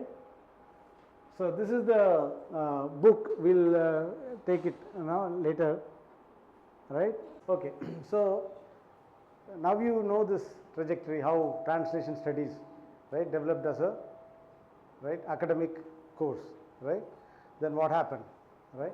If So you have any questions till now, you can just interact something or so terms, etc., which you did not understand. You can ask questions now if you have any. If you don't, anytime if you don't understand anything, please raise your hand. yeah, And stop. like You you said. understand that you are not students of two disciplines, linguistics and literature. Both are missing, so this problem will be there. And both are very closely connected disciplines. So if you have any term that you don't understand, please stop asking, stop these people and ask. Yeah. So, so far we know the trajectory, the two category of people, then how the those ideas were contested. So I am giving you a historical, like progress of this discipline as such, right. It's not that I am teaching you a particular theory or something like that, right. I am not doing that, right. I am only saying like what has happened, right, especially from the middle of the 20th century till now, right, what is happening, so when all these linguists were bombarding, the translation studies with their theories and, with their tools, right, then people slowly started to look for other explanations, right. They were not satisfied with that, especially people from literary criticism, people from cultural studies, gender studies, right. All those people, they were not just happy with this idea of looking at only the text and trying to explain translation, right. Only the textual material, right, what is in hand or what is written there, right, the sentence, the words, right. Only like looking at that and trying to analyze translation was not enough for them, right. Then they wanted to move out, right, look for other explanatory principles. It's time that we abandon the scientific attitude, they said, right, scientific attitude, and move towards other explanatory principles, right. Thus came in this cultural turn in translation studies, right. So they wanted to move from text to culture as the unit of translation, right, basic unit, right, of translation, right. They wanted to move from text to culture, right, cultural unit. So see the way they write, people who want to write better and people from literature and all, see those who want to write, this is the way to write, like the change like this, how they word it, you see, the cultural turn. This is from this book by Susan Bassnett, right, like said Canadian, right, and French Lefebvre, right, translation, history and culture, right, this text that I had displayed like some time back, it was there, the cover and all. So now they write, now the questions have changed. What do they write? Now the questions have changed. The object of study has been redefined, right. Now the questions have changed, the object of study has been redefined. When they write this now, it is as if like you are passing through that phase, right. For you also the questions have been redefined, right. Now the questions have changed and the object of study has been redefined. So you are thinking, okay, the old is gone, right, old is gone, redefined, new one, right. So we are looking at something new, right. So redefined. What is studied is the text, see, what is studied is the text embedded in its network of both source and target cultural signs, right? That relationship. So it's not just restricted to simple cultural unit in one particular language or one way of looking at it. It's a very vast, right, connection of network of signs, right, in both source and target cultural signs, right, cultural languages, both source and target languages. So the cultural signs in that, in this way, see how they write, you see. So we use both source and target cultural signs, and in this way translation studies has been able to both utilize the linguistic approach and move out beyond it. When they write move out beyond it, you feel like you have also moved out, right? You have left one shore and you have reached another shore.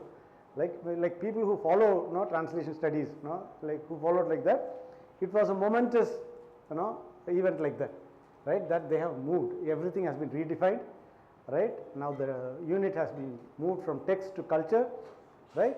So a new platform has been set for them. Get my point, right? The arena has changed.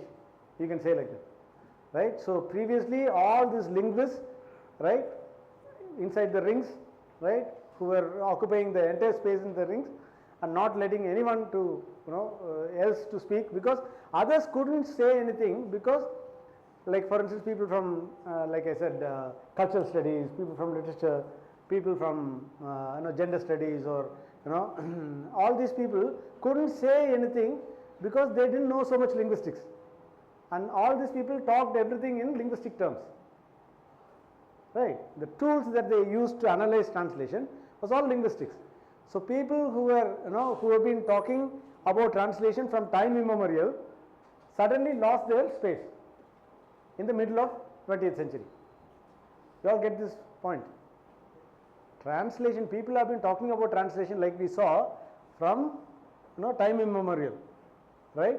All those people are no more like they cannot voice their opinions anymore, because they are not talking in terms of using the linguistic tools, right, in terms of syntax, semantics, right, those kind of things.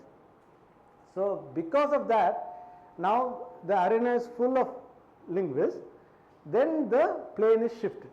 There is a shift, right? The platform has been shifted, right? Now again culture is brought into that arena, and all these linguists have been pushed out, right?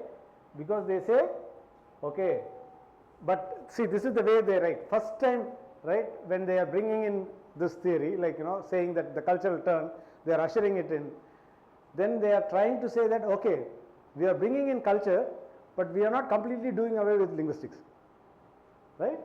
So in this way, right, translation studies has been able to both utilize the linguistic approach and move out beyond it. That's how they say, right? That's how they word it. But actually what happened in translation studies, they simply pushed all the linguists out, right? All the linguistic theories out, right? All these people who were waiting to jump in the arena, like people from all these, like other faculty, like the disciplines, they came in, right? Because they have been talking about translation for like very long time, but they suddenly lost their space to speak about translation, right? Now they reclaimed that space. Yes, can I just, sorry, I'm tempted. Very good. No, no, sir. Actually, why I got tempted, because I know one theory you all love a lot, that is Michel Foucault. You must have heard.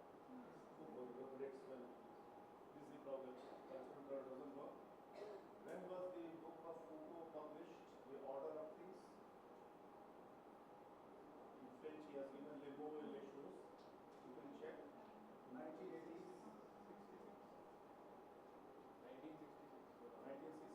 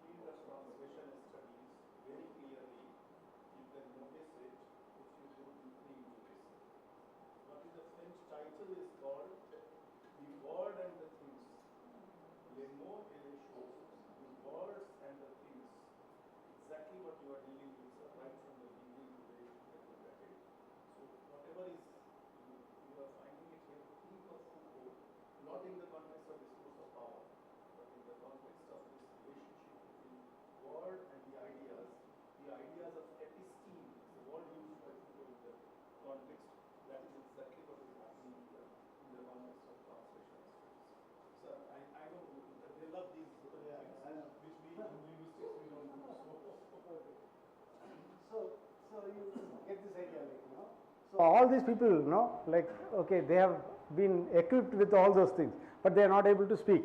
But now they have got this space, right? They came, and with that, right, again this cultural turn happened in translation studies, right? And what happened after that? Now, at present, because we have all this technology coming in, right? We have all these AI tools and everything has come in, right? We look for automatic translations. Suddenly this space is kind of, you have way for this corpus linguistics to come in, right? Machine translation challenge with the machine translation challenge. Corpus linguistics is again coming into this arena, but through a back door. It's not going to occupy the real space, right, of translation studies, but it is going to. Okay, corpus, right? Corpus you all know, right? Corpus is the digitized, right, collection of all the text, let's say like that. Digitized collection of all the text which is tagged, right, which is linguistically tagged, right? Okay, this is a sentence, then parts of it, right? Everything is analyzed and everything is marked, and it is available for the machine to analyze. Machine to analyze. So machine will look at it and learn from it, right? So texts are collected like that, classified like that, right? And this, all this chunking, right, like separating, phrases, separating clauses, right, and separating, each of these phrases and into its words, right, grammatical, right, categories wise, it will be marked, right, and that will be available for all the texts, right. For instance, the British National Corpus is something like that, very huge collection of. So machines will use that to analyze and gain knowledge from it, because we have now supervised and unsupervised learning, that we'll talk about it in a different class, right. But machines will learn from it, and the corpus is produced by linguists like that. So that part is again being claimed by linguists, right. Now even in that, if you see, linguists don't have that main space, but mostly it is by the computer science people. People now who are doing data sciences, they have taken that space, right. They talk everything about linguistics in that space, right. So this is how it is now. Now for your kind of homework and further study, right, I have some this we'll talk about it later. Okay, so now cultural turn has happened and corpus linguistics is there. Now I'll go with an example, right, of this how linguistics is actually connected to translation. At what level, at least, like, can you completely discard, right, linguistics from this talk of translation, or does it have any space at all, right? We'll do it with a kind of small experiment, not mine, right, again, right, from Roger T. Bell, right. Yeah, this book, Translation and Translating, Theory and Practice. He has a small way of putting it, right, of how translation works, right, the idea how translation works, right. So he has tried to create a model for that, right, and he, like, let's look at that, right. He says, outline the kinds of knowledge when you want to explain the phenomena of translation. I was talking about that, no? The second group, right, who are linguists but basically interested in translation, and they are trying to explain the phenomena of translation. So he is one of that. Outline the kinds of knowledge and skill which underlie the practical abilities of the translator.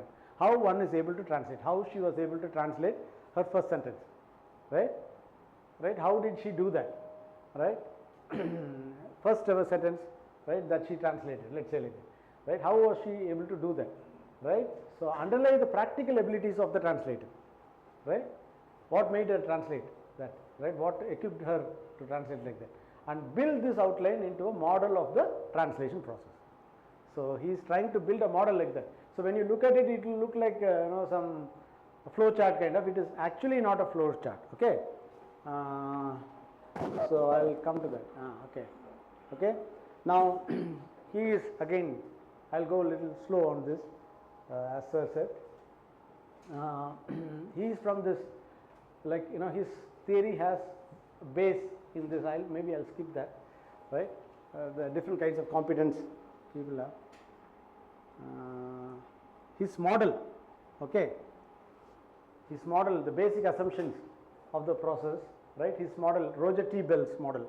Just think that, keep that in mind. Roger T. Bell. This is part of the human information processing system, like any information that you process with your mind. Therefore, it is in the psycho-linguistic domain, right? You process it in your brain, right? We'll keep it simply like that, right? You process it in your brain, you understand it, right? So it's in your understanding domain. So it's in the psycho-linguistic domain. You have language and you understand it, right? Much like you'll see a red light and stop in a signal, you have processed that information, right? So that way, right? So operates at the linguistic level of clause. That will come to that later, right? He has a particular taxonomy for that. It's a cascaded and interactive processing, right? It is like this, right? So there is an interaction. So between these boxes you see, right? There are like a lot of interactions happening. It's not that like you finish this and move to this. It's not like that. You may go back, right? You may interact, with at any part with any other thing, like that, right? So that is it's cascaded and interactive, right? Okay. And you see in this there are two sides to it. Let's say this is source language side, this is target language side, right?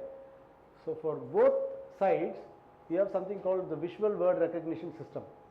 Like you will have simple, for both languages these boxes will be there, right? A syntactic processor, right? A frequent structure store, frequent lexis store, right? See, language, right? Whatever text that you see, it has structures, right? So he is talking about those structures, right? And then lexemes are the words, right? So words, there is a store, like this is all happening, like these are parts of your brain, right? And the process that happens at the psycholinguistic domain. So he goes like that, the semantic processor. We'll come to that later, okay? So he is trying to say that, okay, there are boxes on both sides, okay, common, right? Then there are boxes which are at the middle, right? So he says non-linear and integrated processing. Non-linear, it's not like flowchart, like one finishes that and comes to the next level. It's not like that, right? It's non-linear and integrated processing allows backtracking, like backtracking. Like for instance, we'll go with some examples that you will understand. Like if I say, Winston, right? That's my name is Winston. All of you, okay? Winston is the most intelligent person in this class. Why did you smile? Like sitting in front, she smiled at that idea. Sir also couldn't help laughing at that idea, right? But why? I mean, you're all happy with it, right? To know that, right? Winston Cruz is the most intelligent person in this class. You agree with it or not? You have to agree, otherwise lunch will not be given. Yes, authority. Okay. So the idea is either you are happy with it or you don't agree with it, right? Right? So if I have not created enough fans like that, right? Or now I have gained more, people to oppose it like now. Okay. Now the idea is that whatever I said, whether you are for it or against it, you have understood it, right? That's why you are either for it or against it, right? That's the idea. So Winston Cruz is the most intelligent person in this class, should get into your mind first. And you have either understood it, agreed with it, disagreed with it, right? You want to contest it, but you have this idea, right? Right? So whether to stare at me or laugh at me or keep a smiling face, fight hard to keep a smiling face, whatever it is. But the idea is, if I continue that sentence, if I don't stop that, right, I am saying that Winston Cruz is the most intelligent person in this class from the time he started speaking, from the time he opened his mouth.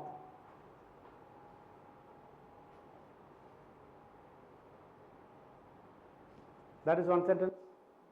Right? So, from the time I started teaching you, I am the most intelligent person in this class, because you are all listening, English speaking. Right?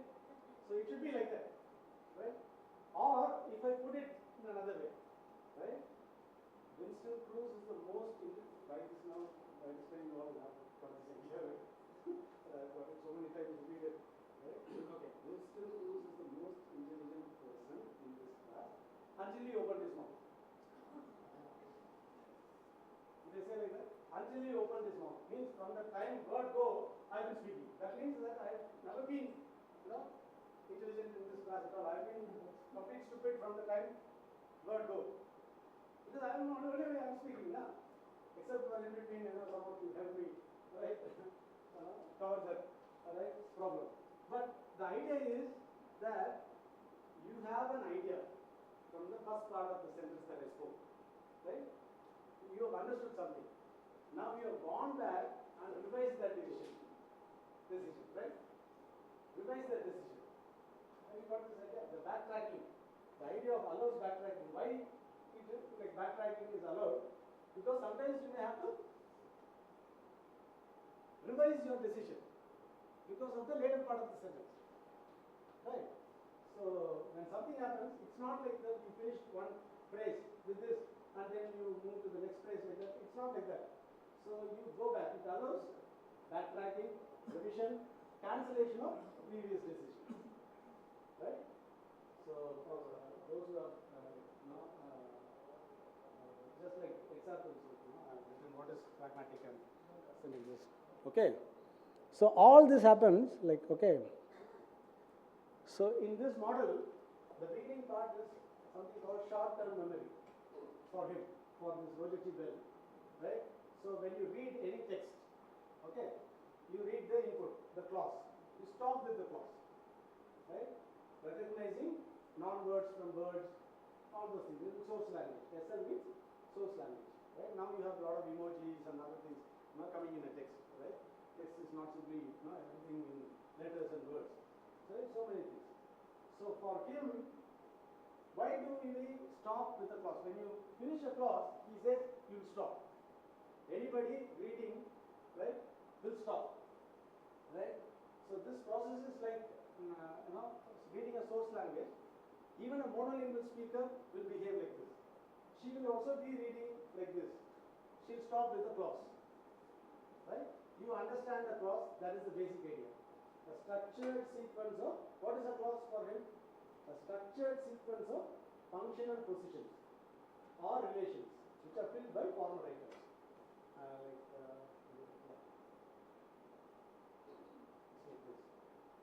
A structured sequence of functional positions. Let's say these are positions. I hope you can see. Yeah? Functional positions or relations.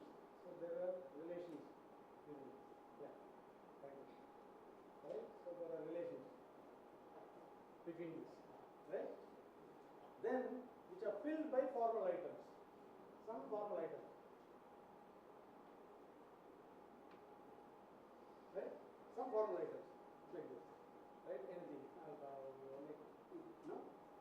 Structured sequence of functional positions, right? Filled by formal items. Right? So that makes, right, for him a clause. So this clause, right, may have, right, for him a sentence like this, right? Subject, predicate, object. We'll skip that one. Okay. Something like the example there. Arun built a palace. Okay. Yeah. Okay. So then it moves to the first, like second box. Short-term memory is like what you have read, that clause. You stop with that. Then you start analyzing, right, through the syntactic analyzer, right? Your brain works like this, that's how he says, right? So if you go like this, for instance, sentence, right? In Hindi, like verb I, right? Go I, right? Or Arun built the palace, like subject and predicate. Then subject, predicate, object, right? Subject, the verb and the object. We keep it as a verb, right? Then subject, verb, object, then an adjunct in the air, right? Adjunct will be kind of repetitions. You can go on, saying that Arun built a palace in the air, right? In his dream, when he was in the class, right? When he slept in the class, like that. You can go on repeating, extending that sentence like that, right? So I'll come to that later. So the structure is what we get here, and he says there is a frequent structure stored for your brain, right? There is a part which, like when you read a particular sentence, particular clause, right?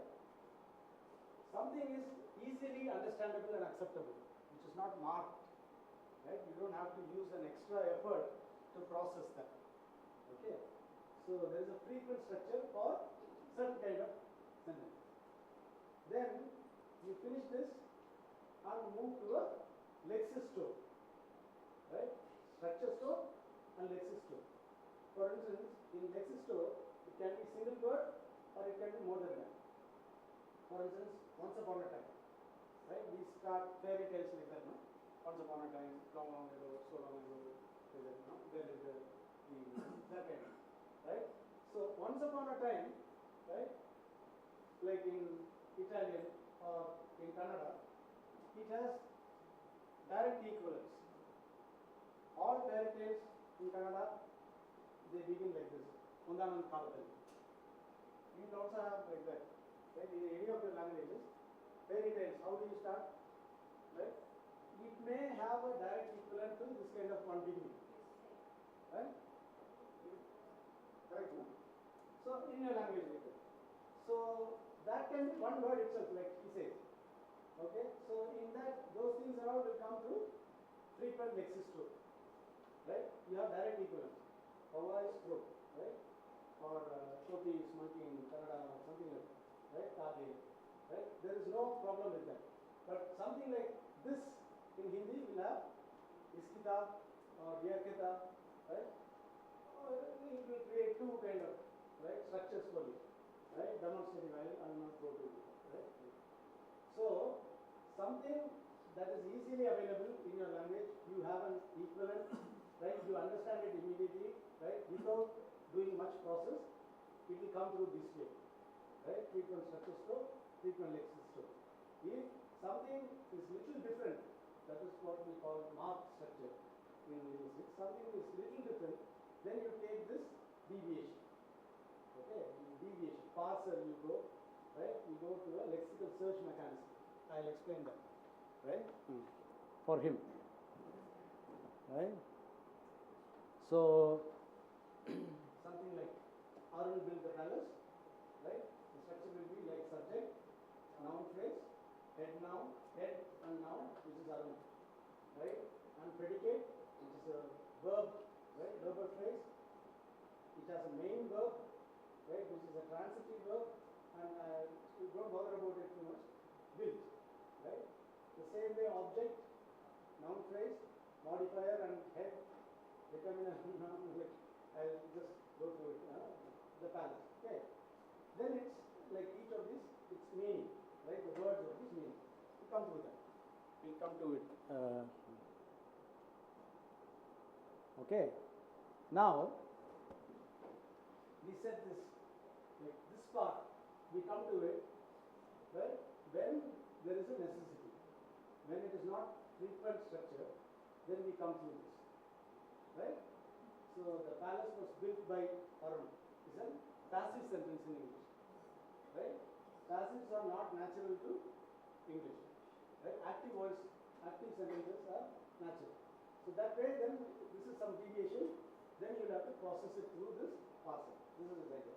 Now we come to this particular sentence, right? To prove his theory, right? He tests his theory like this. This sentence, Can you all see the sentence from the back? Shall I lift up? Attention here. Right? The Smagly, Bognets, Brawl. This is not my sentence, okay? This is Roger Tibble's sentence. The Smagly, Bognets, Brawl, Timble, Dashless, for a break. How many of you understood this sentence?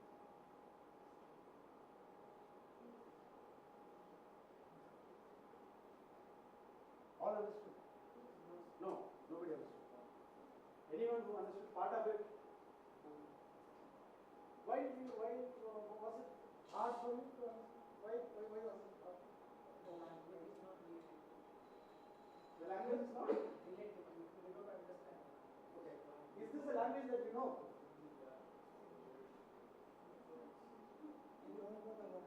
Somebody said English, somebody said French or something. English. Snacky, Bognets, Brawl, Timble, Dashless, for a break. Is it English or not? Question like that. Huh? Yes? Mix. Mix of English and copy.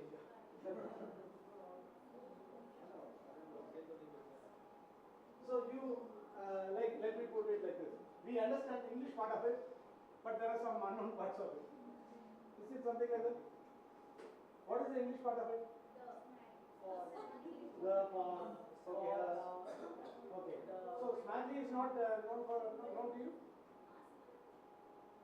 Okay. Let me put this question like this. Which is the verb here? Verb, Kriya Pad. Action word. Which is the action word here? Roll. Why? Why growth is the action word?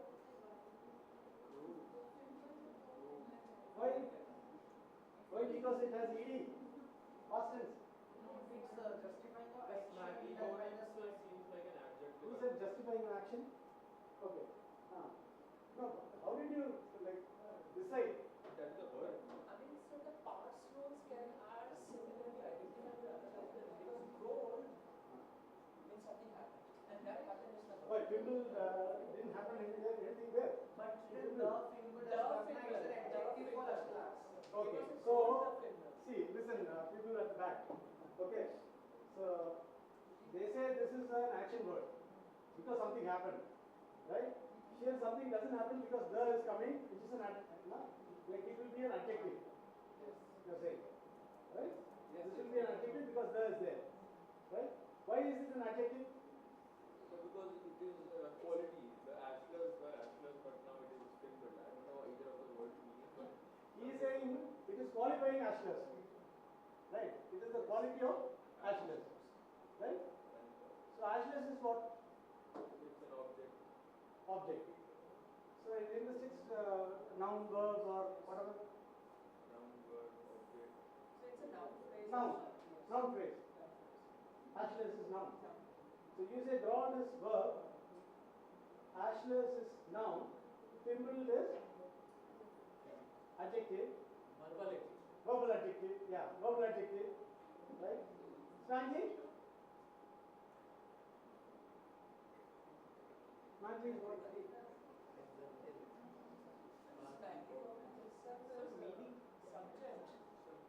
No, but see, this is verb. This is a noun. Okay. This is an adjective. What is Smagly? Adjective. Adverbial adjective. Adverbial adjective. Right? Because Elba is there. Right? Elba is there in fly also. The words like fly and okay. But the idea is, listen to me. Right? So first we didn't want to say that this is an English sentence. Right? Then we said it's a mix. Right? There is a mix. Some part of it sounds like English, right? But there are parts we don't understand, right? As much as we know, to the level that we know English, right? So some of these are unknown things to us. But then we were able to say that this is a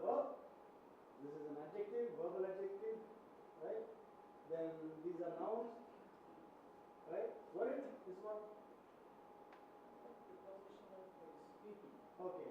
So in a prepositional phrase, this will be a noun, right? So the idea when the, for, right, these things are functional verbs, right? So this much we understood. This is Rossetti Bell's claim that you stop, right, the smoggly bubbles, right, drawl, the female dashes, for a worry. Like this, you will stop and read in your brain, right, in your mind, right? So it acts like that. Then these are all something similar that you have come across in English, right? So what has happened is you are able to do this part, right? That there are functional positions, right? And there are relationships between them, right? Between this noun, right, verb, right, adjective, right, or the noun phrase or prepositional phrase for it, right? No? It starts with the preposition, no? Or. So this is a prepositional phrase. So there are relationship with this, and it is occupied by formal items. Formal items are these words: smaggly, bognets, thimble, ashless, worried, growl, right? So because you understood this relationship, you were able to say all those nouns, verbs, right? What kind of adjectives, all those things you were able to say because you understood this. So that's why he says, before you actually understand the words, you understand the structure. That's why he has put this frequent structure store above than the next store. Normally we think that no, each word we understand and we gather that information, then we move to the next level, to the phrase level.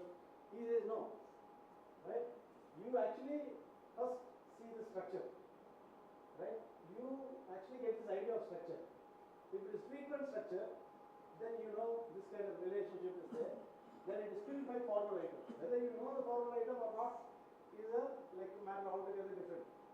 You may go further, like when you read the text, and you will get this information. Till then, you don't need that information, right? So without knowing what these are, you can understand that which is the verb, right? The entire structure you are able to understand, right? So when you don't understand the words, then you go to a lexical search mechanism. Like if you finish this, you come here, right? Here you don't see, you don't know what is bognets or ashlers or thimble. Then what you do is you go to a lexical search mechanism, right? So in that, what do you do, right? Attempt meaning using other words.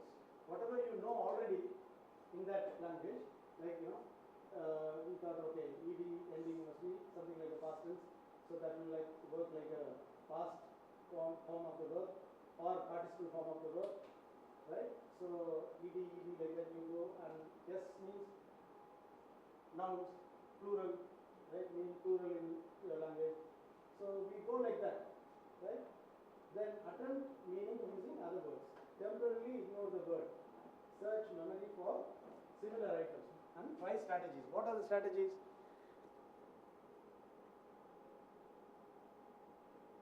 Okay.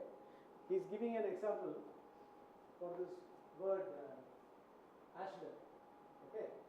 This is Rossetti Bell's idea, right? That there is a word called ashler. You don't know its meaning, right? But you know it's a noun, right? From the functional position it held, right? So it occupied, you know that it's a noun. So in your frequent lexis store, it is not there. You don't find it like crow or monkey or ice cream or something like that. No, you don't have that. Once upon a time. All those things are easily understandable for you as one word. But here this is not available.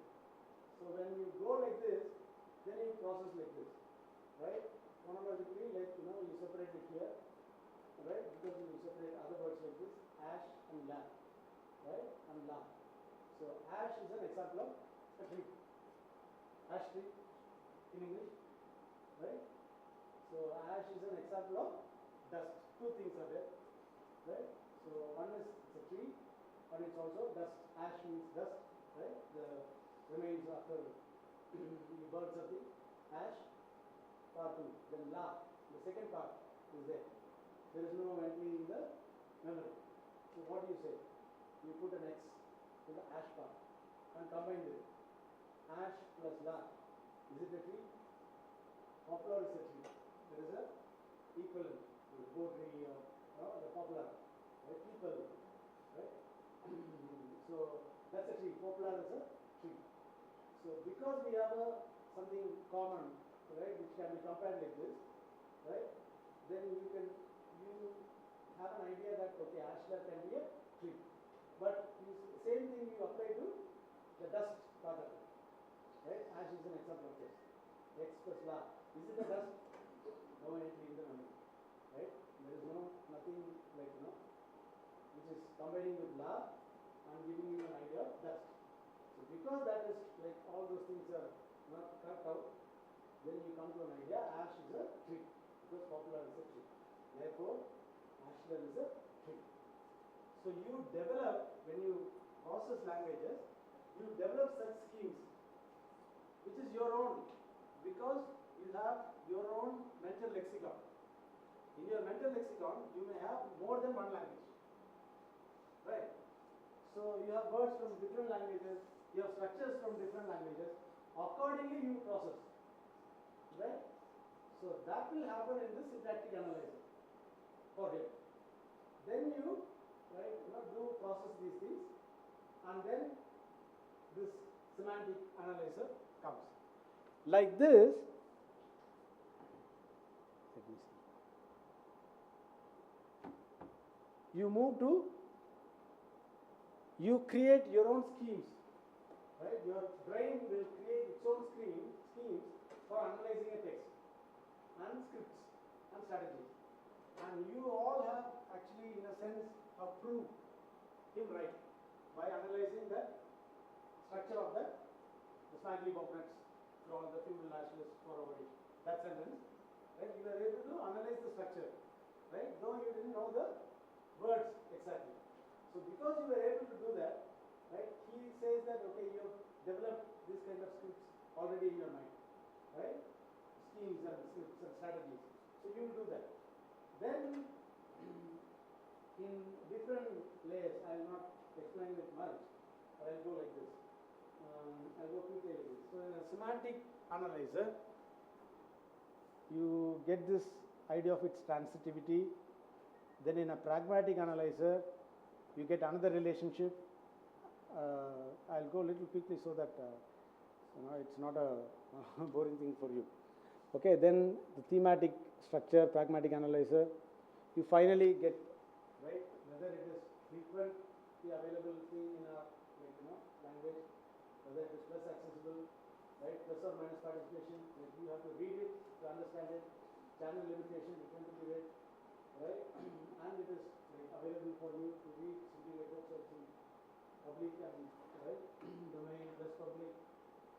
Then it's stylistic specification, example created for pedagogic purposes, to teach, right?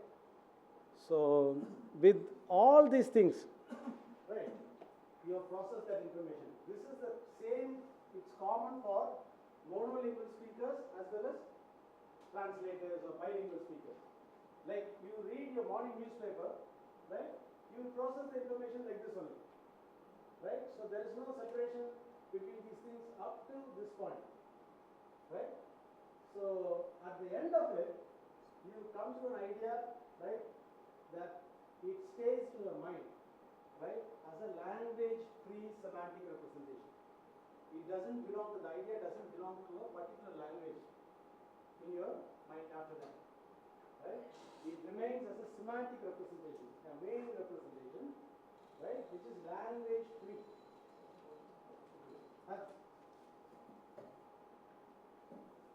Right? Language-free semantic representation. For instance, how many of you watch movies? Okay, all of you almost all of you. How many of you have told stories of the movies that you have watched to others? How many of you told the story in the same language that you watched? Or have you told it in any other language? you have done. Most of you have done, right? You have watched a movie in a particular language, but you have said the same thing in, like when you are conversing with your friends, whatever language, right, that you both converse with, like you will say that in that language, right? It's like that, right? So the story remains in your mind in the language-free semantic domain. Okay? Even 20 years from now, you may be remembering whatever I said in this class. Oh, that one instant who came from my school, he was the most intelligent person in the class, and he explained all these things, right? He said about, two kinds of, people, right, groups that came in translation studies. They were linguists trying to test their theory, right? One group, another group, translation, people who are interested in translation, right? All this you will remember, and you will remember and you will say it in your own language, or even in English, right? You will use your own words to explain all those things. Not exactly what I used here, right? You will use your own words. Why do you do that? Because it stays as a language-free semantic representation in your brain, right? So therefore you are able to say that. You remember it, definitely, like you remember it 20 years from now. Most of you, right? Unless you were sleeping in the class. So the idea is, no, but that you remember it, like it's your ability, right? It's your ability as a human being, it's your ability, and especially as a language speaker, it's your ability to both remember ideas as well as, right, semantic representations like that, right, as a semantic representation. So you are able to do that. Then what you do, right, idea organizer and planner, right? In this place, something slightly different happens between a monolingual speaker and a translator. What happens is, the semantic structure and like syntactic structure that I said, right, that all goes away and it remains as a language-free semantic representation. For translators, they still retain some of it here, so that when they translate, in the other language, the target language, they still use some of those ideas, right? Because they have to bring the same semantic import into the target language, right? They retain the syntactic information, they retain the semantic information, the structural information, right? So that they can use and bring the same effect, or whatever effect, even if they want to differ from it, they should remember it, they should know it, they should use it. You get the point? Like even if you want to differ from, right, like the kind of emphasis that is there in source text, you will have to remember all those things. You will have to use those structures, right? Again to differ from it or agree with it or emphasis more, right? All those things. Let's say, can you say there are paradigmatic analyzers? You want me to explain it? No, sir. Are there paradigmatic analyzers? Yes. Yes. After this, like I skipped that part because others will not be able to follow it. That's my doubt. What are paradigmatic?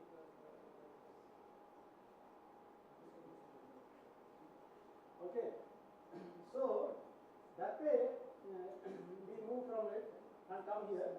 But again, what happens is, you compose in the same way. Finally, you end up, right? You end up, right, with the target language text, right? In that, you have to again comply to all the rules and other things of writing systems. Like for instance, in one language, in our languages, we may not have initial capital for a sentence, right? So we have used that, like we have read a text in our own languages, but when we write it in English, we'll be using all those things. We'll be capitalizing, proper nouns, right? And for exclamation, we may use a particular symbol. We may not use that symbol in our languages, right? In our languages, we may use something else for full stop. Here we may use for, a period for full stop, right? We may use many other things, right? Some other languages, sandhi operations will happen, right? So in the writing system of that language, then you finally produce the text. Now, this kind of thing, okay, you have like in this planner, to get these new goals set for the, your writing. Like from reading, you have arrived at here, this place. then you set new goals, right, from that reading or writing, composing in the target language. Okay. Then, like this idea, of Sayers pedal, right? He calls it, okay, this part as an ice cube. Okay. Suppose you have a particular mold, right, and you fill water with it, and you create it like with you put it in fridge and you make an ice cube, right? Then you get that ice cube out. What you do is you melt it again. You have an ice cube of a particular shape, you melt it again. It becomes water, right? Liquid again. Then you put this water again in the same mold and keep it in the fridge and get an ice cube. Is it the same ice cube? Like the first one? No. The same water, same mold. It will be something. But the language is different. Physically different. It's the same ice cube. No, this is open for you to agree or not agree. But the idea is that, right? Like when you go and come out with a product like that, right, in the other language, it's like that. Though we have created all these systems for building the model, right, how translators do, right? What happens in the translator's brain, right? Like what happens when you read a text, right? All those things we have created a model and the product comes out, right? Still there will be something that is special to that product, right? And you may not call it the same product, right? Or like every time you rewrite it, it will happen like that, right? So in this way, I'll not go to this part. These are all technical. Okay. In this way, language still remains part of the theory of translation. The way people process translation. No? Like whether we call text as the unit or culture as the unit of analysis, whatever you do, at this level, right, in the reading of a text and understanding of a text, right, then all those things come into play, but language remains at the central point of that discussion, right? So we move out from it, like we have other things to contribute to it, that is fine. But at the psycholinguistic domain, right, there is something that language is central to what we do, right? So this is one theory, right? One model of translation, right, that you have been exposed to, right? So there are many theories like that. So in other classes probably, sir also has a class on this, right? So you'll get all these things. We'll stop with that. Right?